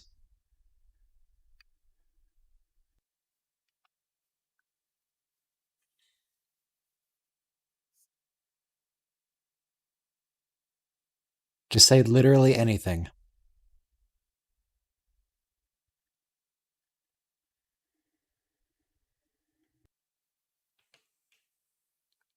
Okay, I don't recognize the voice, but it is Mark.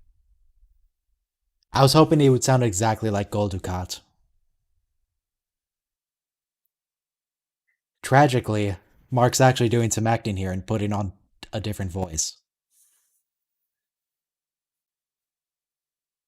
There's the headpiece I was talking about. What is she wearing? She's got a Vorta headpiece. And now she's possessed.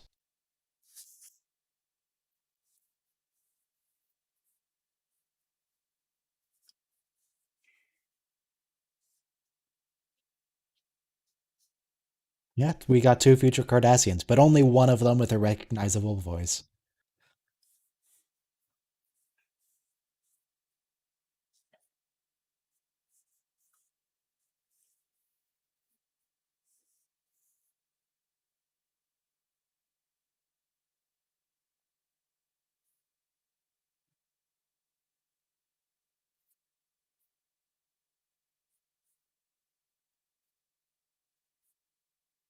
Don't worry about it. It wasn't real lightning, it was hand drawn. It's fine.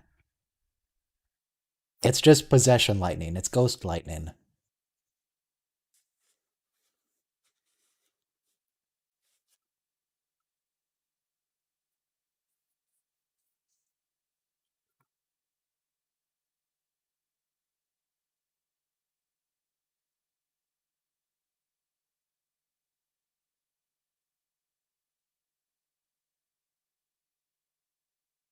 Oh, they actually did speed up to compensate for their time exploring. I'm actually surprised they did that. They're going faster now. Yeah, Beverly's hair, she did get a brush since the last episode. Last episode it was really it looked like she got just gotten out of bed. Now she got a brush. It's all good now.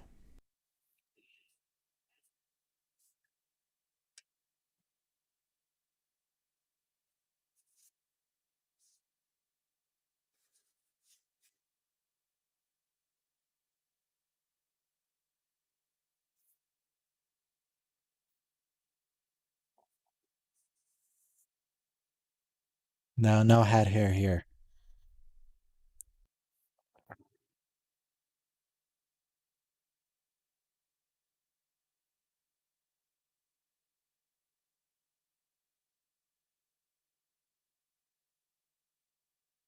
Okay, there's Doctor. I'm very curious to see how she tries to get control of the helm. Is she gonna shock Jordy?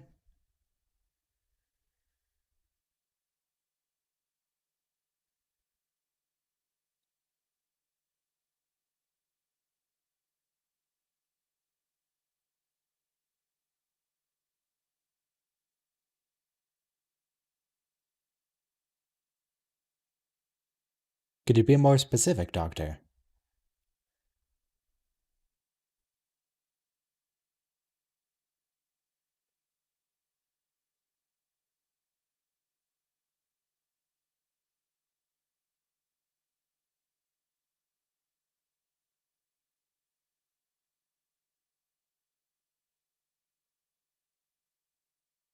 Environment. She was trying to use the environmental controls to gain control of Helm. I made it'll work. All she really wants is to get into the computer in general.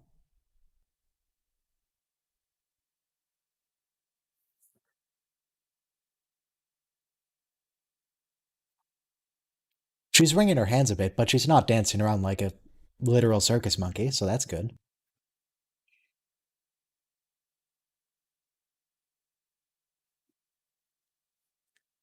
Is she going to mention to anyone that she.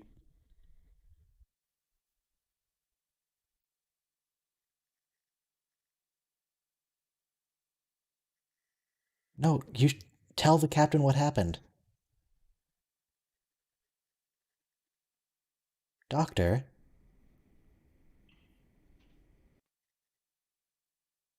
My goodness, Doctor. I don't know if there's anything they could do about it in any case, but she should probably tell someone what happened. That she blacked out.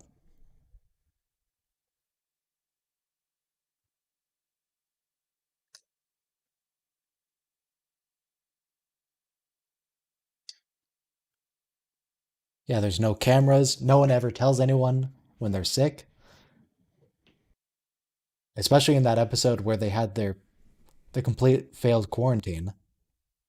Nobody tells each other nothing.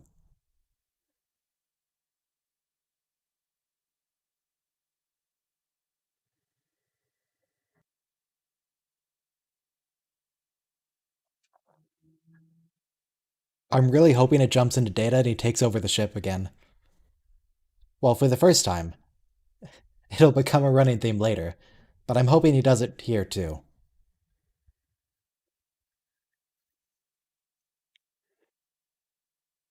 Did Picard swear? Did I miss it? He's not allowed to swear on my TNG. He can't do that.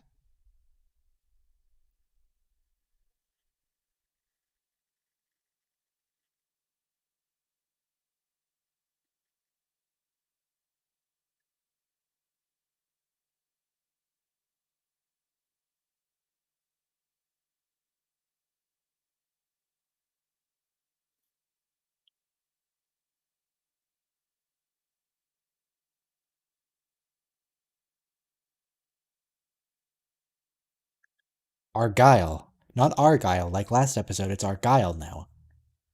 Different emphasis.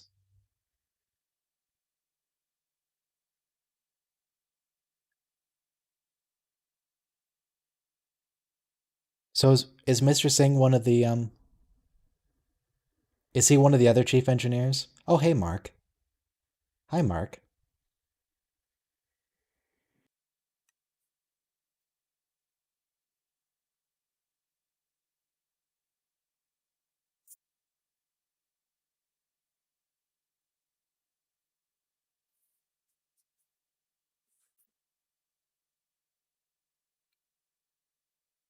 Assistant chief engineer, not one of the chief engineers?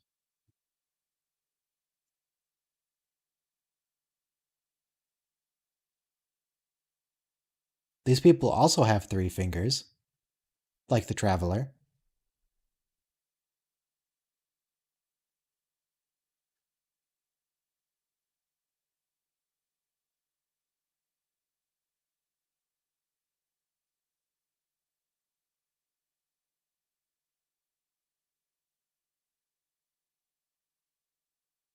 That's assistant to the captain.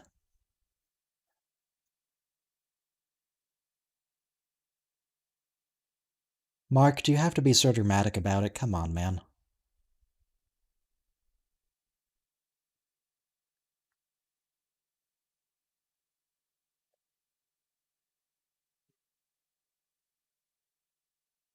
They lost. Wait. They lost control of the computer core? Oh, not of the computer core of the warp core? That seems really important. You kinda need the warp core.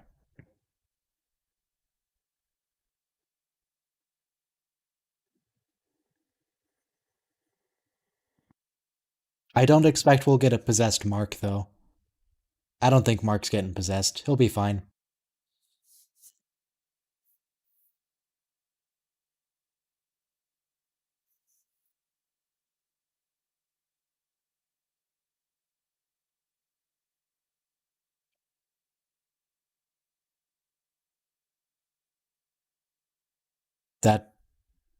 That seems like quite a leap in logic.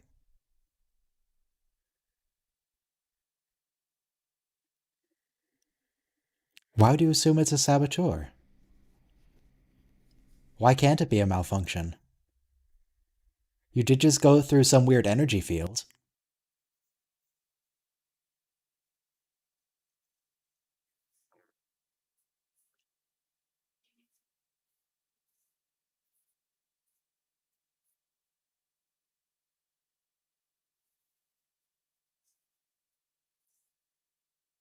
Also, they should probably bring in Tasha at this point if they're talking about a saboteur. It seems like she should be here.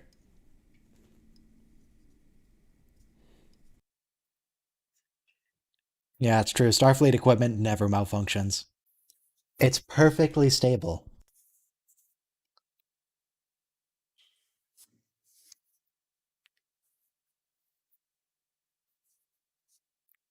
Same coral sweater.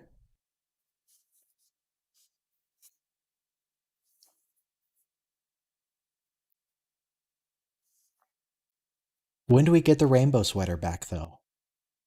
I mean, that coral sweater's nice and all, but what about the rainbow sweater?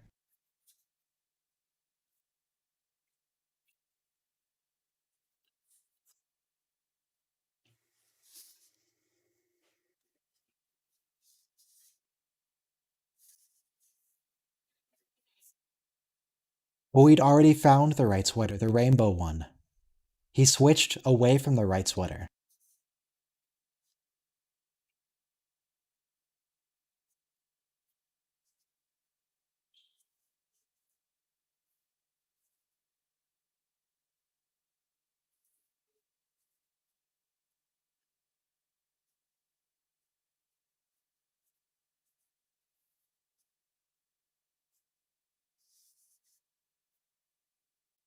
Does Wes have pockets in those pants? I don't know why I'm checking for that, but now I'm curious.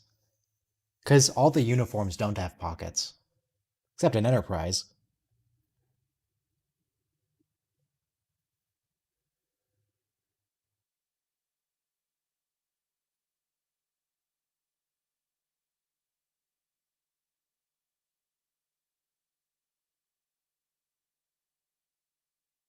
Crusher seems completely unconcerned about the fact that she blacked out earlier. She seems to have blacked out the fact that she blacked out. Oh no, is Mr. Singh gonna get electrocuted here? Yeah, Mr. Singh's getting electrocuted here.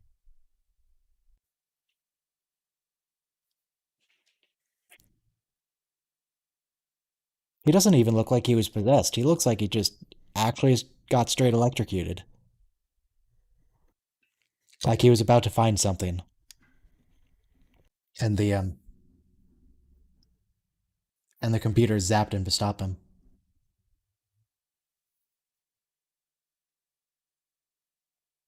Okay. Yep, not a possession, just straight up Palpatine.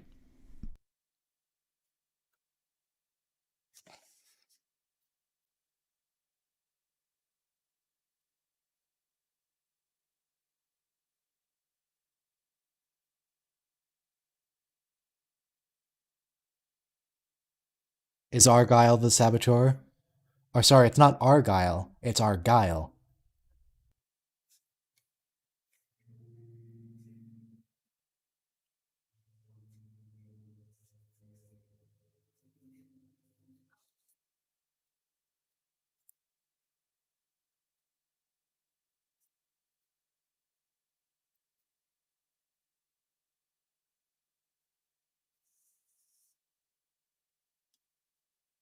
I can't tell if Wesley's pants have pockets. It's hard to tell with the pinstripes.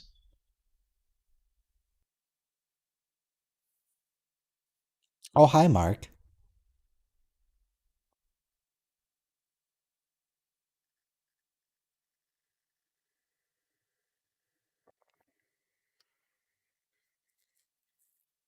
I'm glad to say Tasha is actually the one investigating now.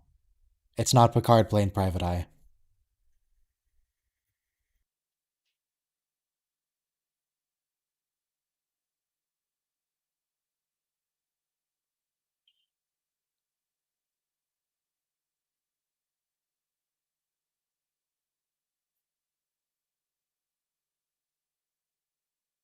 What are you talking about, Mark? Did you eat one of the delegates? Mark, you can't. Mark, come on.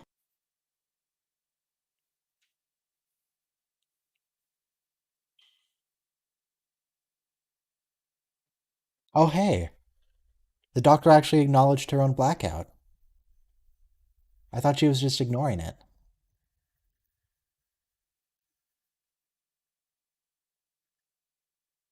Uh, Data. Okay, he's really going hard on the Sherlock Holmes.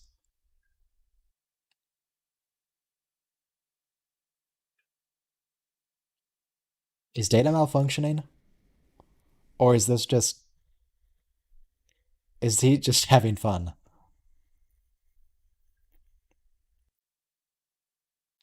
Oh, I did not remember this at all.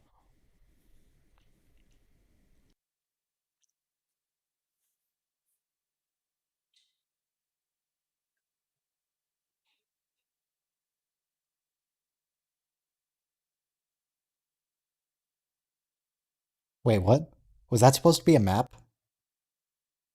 He was pointing things out like it was a map, but it was very clearly not a map. It was just a menu.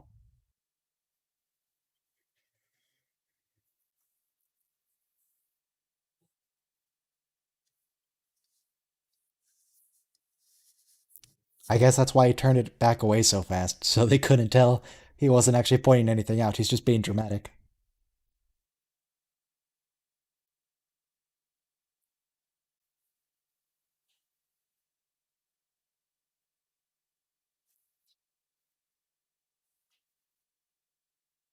You're on duty, Data. What are you doing?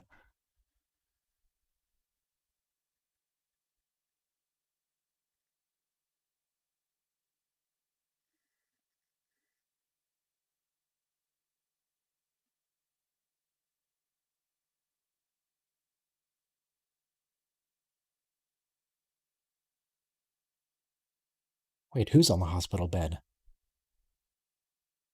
Oh, Worf.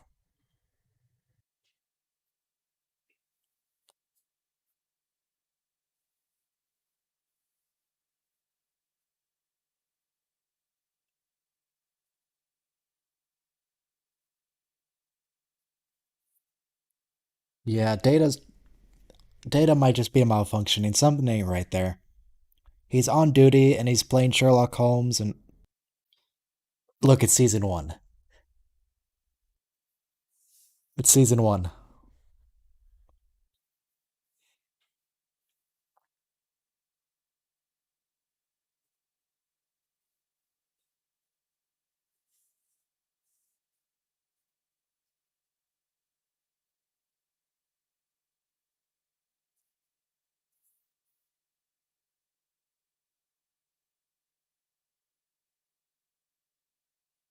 Oh, they changed the species name. That we beta Zeds, not we beta Zoids. That's gonna change later.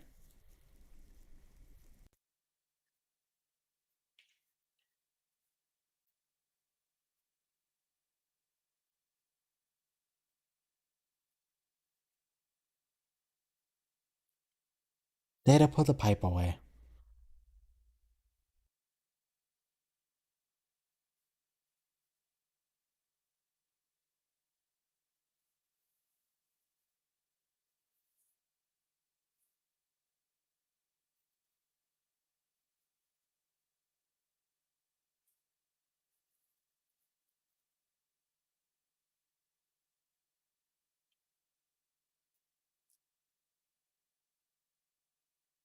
So you have a hitchhiker?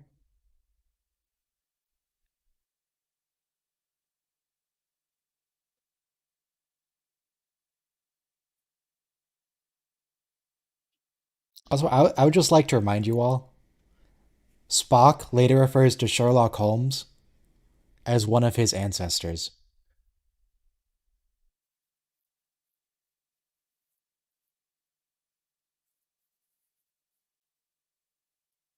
Where did he get the magnifying glass? Oh my god, he was holding it behind his back.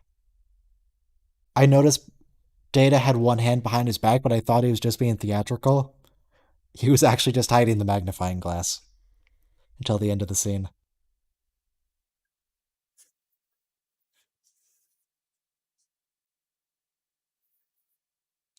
Why does he have it?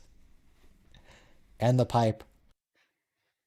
And more importantly, why doesn't he have the Holmes hat? Why does he not have the hat?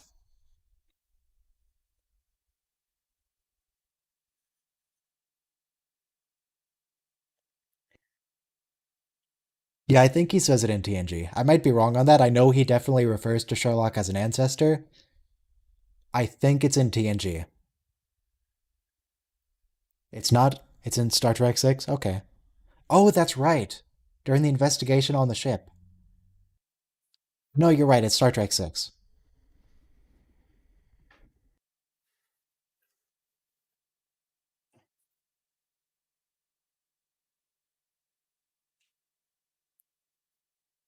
If you guys remember the season 7 episode Phantasms, where Picard, or not Picard, where Data is having dreams, at one point he opens up like his belly area to reveal a compartment in there. Now, maybe that wasn't just a dream. Maybe that wasn't just a dream. Maybe that he actually has a compartment there he can open up and store his magnifying glass and pipe.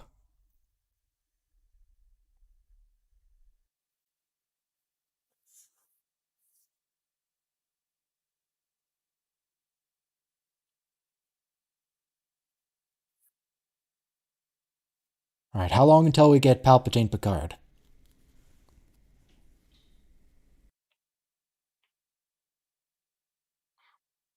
That was a real quick cut to the view screen. I don't know what that was about.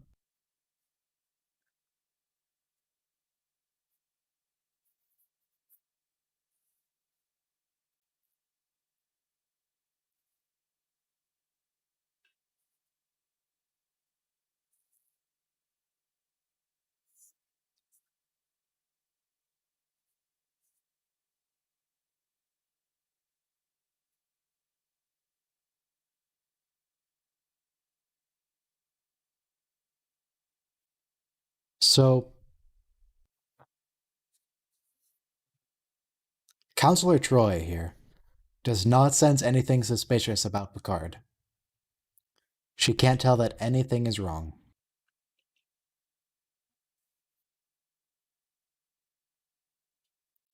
Is is Miles in security now?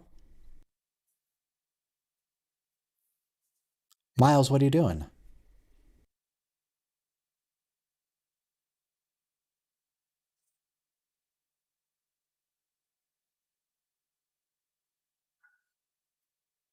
Oh no, she did send something. She just didn't mention it on the bridge. Okay, that's fair.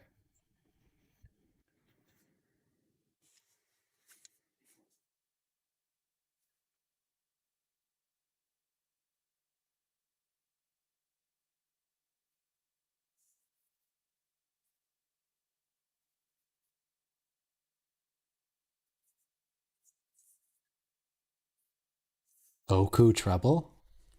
Are okay.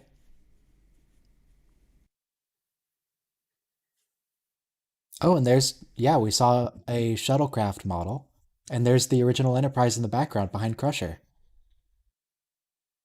Is that the refit? I think that might be the refit, but I don't really watch much TOS.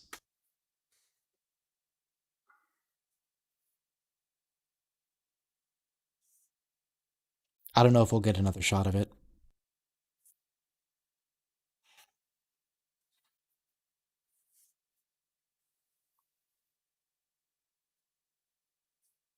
Yeah, Troy actually did something. I thought she wasn't going to mention anything, but no, she actually figured it out. Good job, Troy.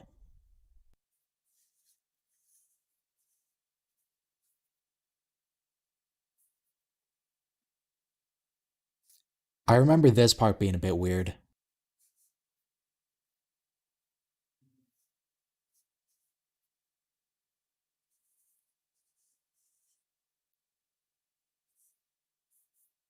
I remember this part basically being, we're relieving you of command. and Picard saying "Nuh-uh," and then they leave, which seems like a pretty ineffectual way to relieve someone of command.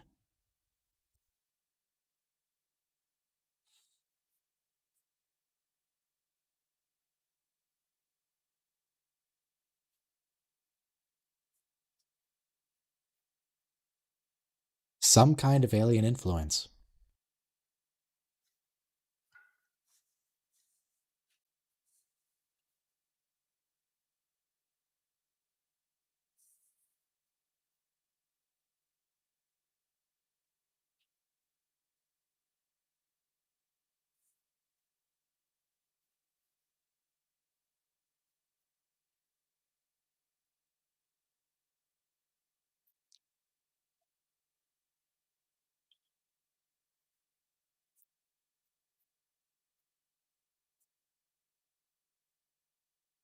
You should really relieve him of command.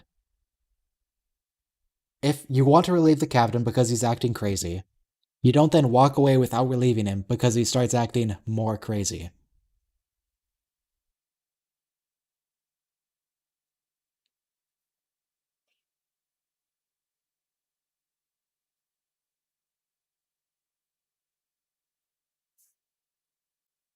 They just they just leave.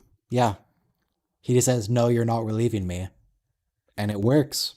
He just is this one of those they can't legally relieve you of a command without your consent. Just say no.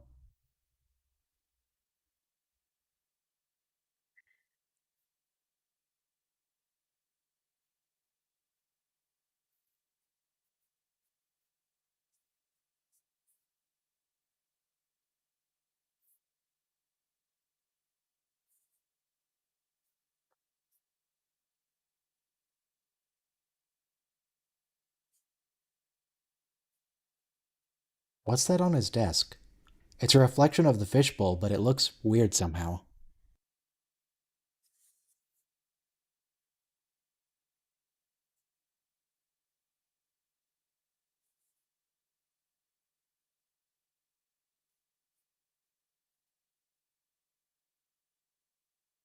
Now, would you like to relieve him?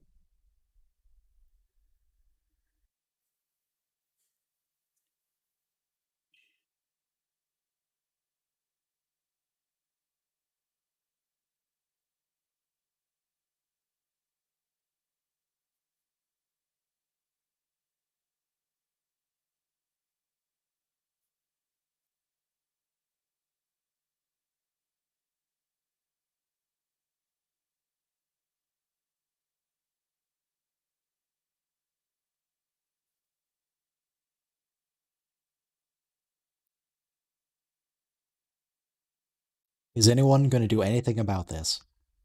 Is Crusher going to tell anyone? Nope, they're just going to go along with it. They're cool with this. Picard actually admitted to being possessed.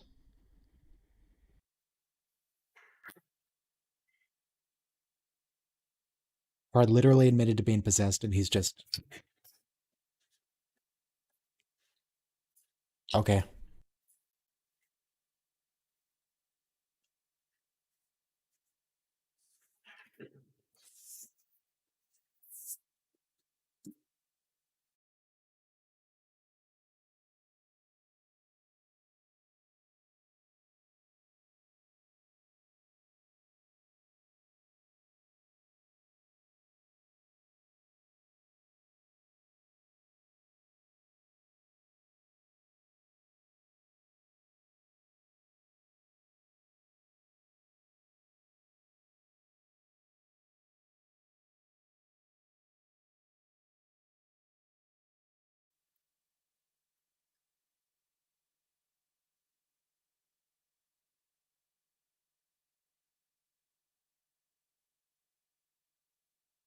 At least in later episodes, when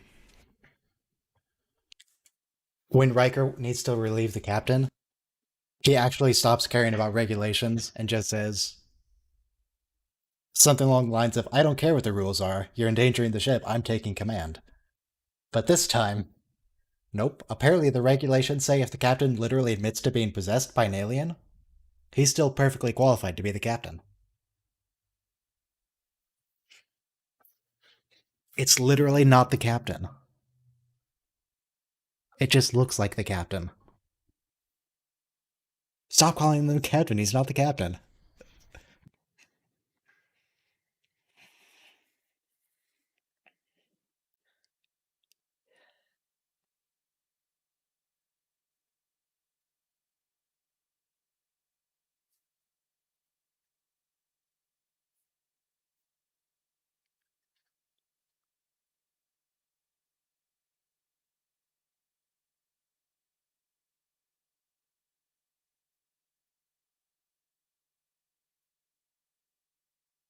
What?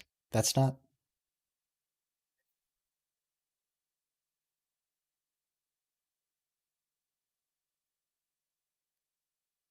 I, mm.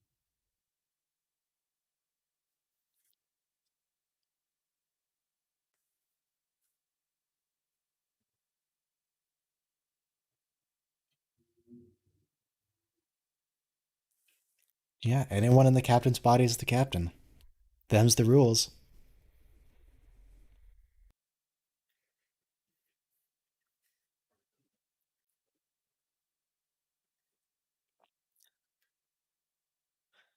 Oh, here we go.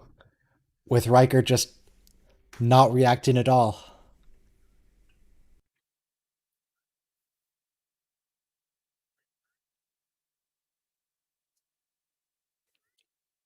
That's some good acting there.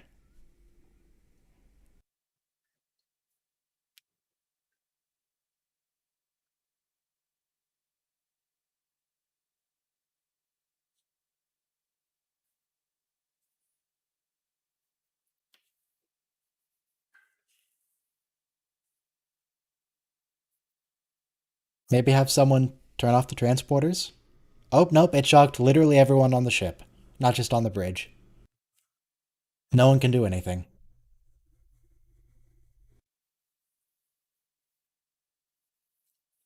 It's best not to think about turnabout intruder. Just, just leave that aside.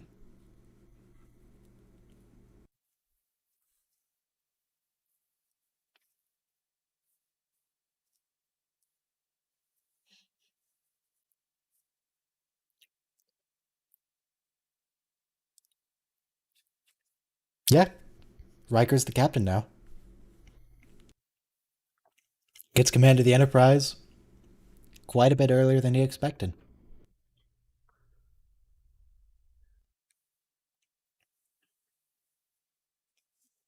Do we need a counter for how many times Picard dies or is thought to have died? I can think of three offhand. There's this, there's the Borg, and there's Gambit. Oh, there's also Chain of Command. So that's four supposed deaths.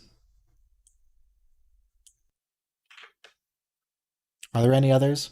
How many times is Picard presumed dead?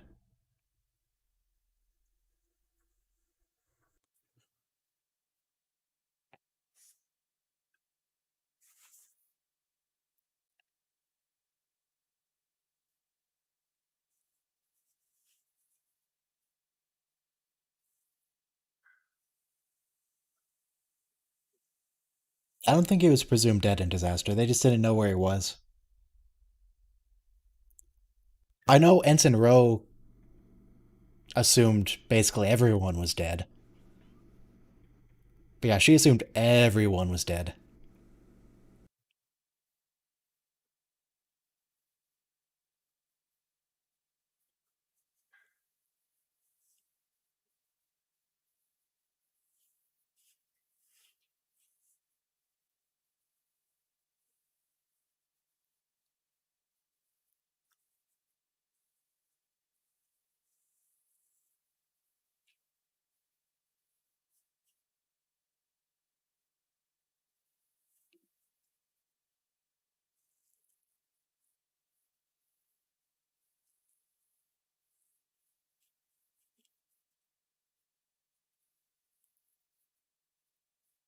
It's the captain. Oh, P for Picard.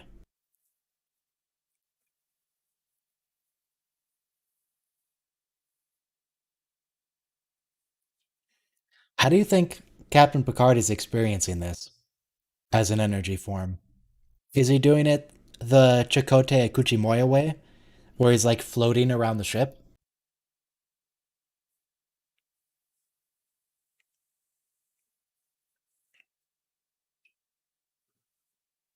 Is he seeing through the ship sensors? Is what's going on here? What are the rules?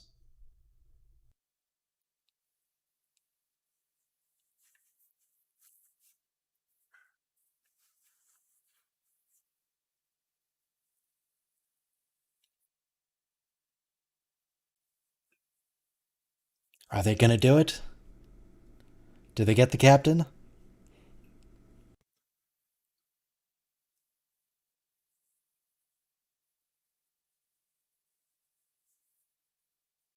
Oh, hey, it's the captain.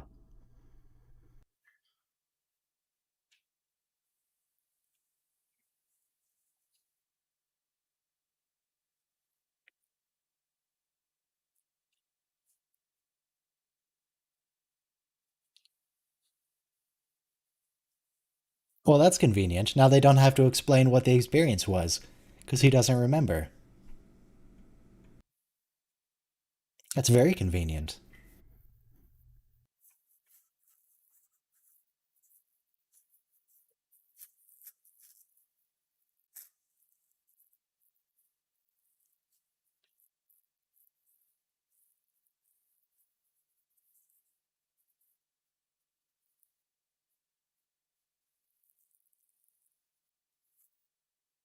Well, at least Riker's having fun.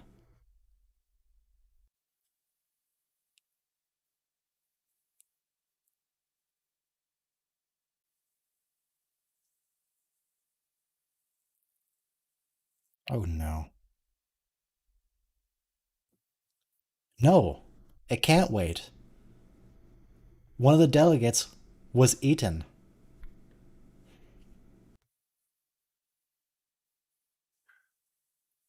This absolutely cannot wait, Riker.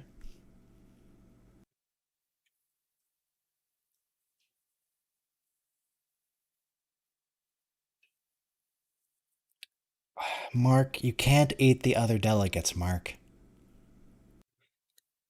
What's she happy about? What's she smiling about? Someone just got murdered and eaten on the ship, Troy.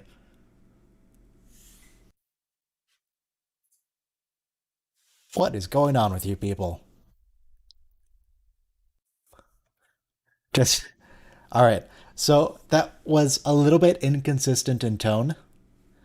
Um, I don't know why that was like a comedy bit at the end when it was actually horrifying, but apparently that's what they're going with. It's funny because they're a reptile, so they're not real people.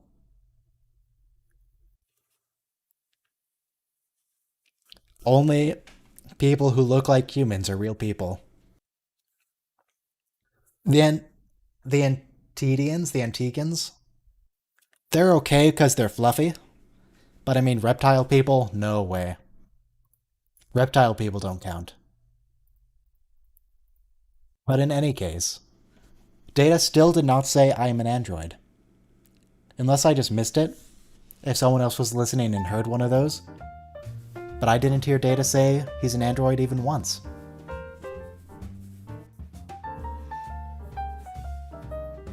No, it's the snake person that got eaten. I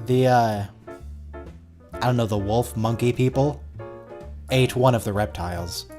They ate the lizard. Or rather, they gave the lizard to the chef to make.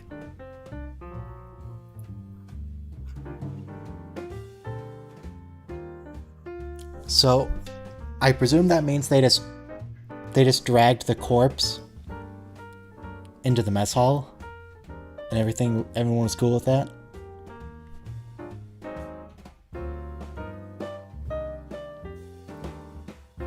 Yeah, Tasha, she should probably get replaced if she actually let one of the delegates get murdered.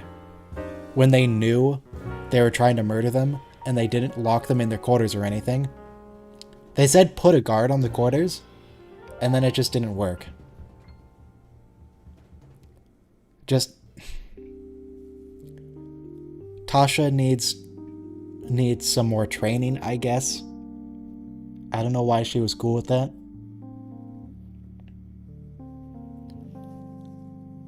I don't even know what else to say. Maybe when everyone on the ship got electrocuted, that possessed Picard didn't electrocute the delegates. Maybe that's what happened. So the delegates had free reign of the ship for a good 20 minutes. But I mean, even still, they really should have been locked in their quarters. Not just put a guard outside the door. Lock them in.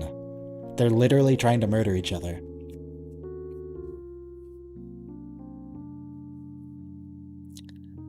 So season 1, yeah, mixed bag for sure.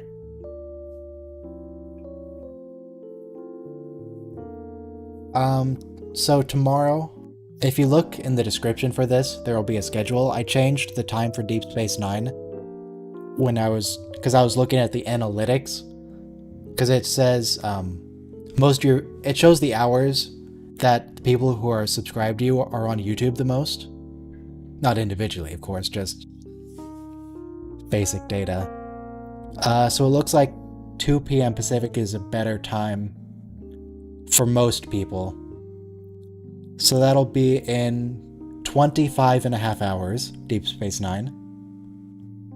25 and a half. The schedule's in the description. It's a little bit earlier than last time. But next week we'll be doing TNG again, which will be Justice, which is the weird sex planet where Wesley gets sentenced to death. We're gonna get the battle with the Ferengi again. They're gonna try again to make the Ferengi intimidating. And I'll just tell you right now, it's not gonna work. The Ferengi are not villains. And we're gonna get Hiding Q, which is just that episode with Gary and Mitchell, except it's Q and Riker now. Oh, if you're washing your hand 25.5 hours, it's not gonna work. It's not gonna work. What episodes are next on Deep Space Nine, though? Deep Space Nine, Season 1. That's a weird planet. I have no idea what commentary I'm gonna give on the weird planet. Oh boy, tomorrow we get the Deep Space Nine episode. That's about a virus spreading and a complete failure to contain it. That's gonna be great. We're gonna do Enterprise after we finish one of the shows. Voyager and Enterprise after TNG and DS9. So that'll be quite a while from now.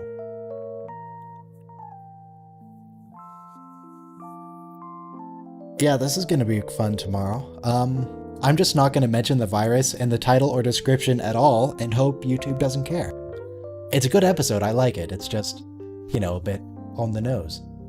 So we're gonna get Babel, which is the virus, Captive Pursuit, our first visitor from the Gamma Quadrant, and Q-less with Q and Vosh.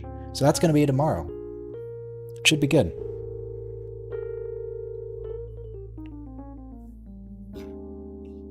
But anyway, and if you guys are here tomorrow,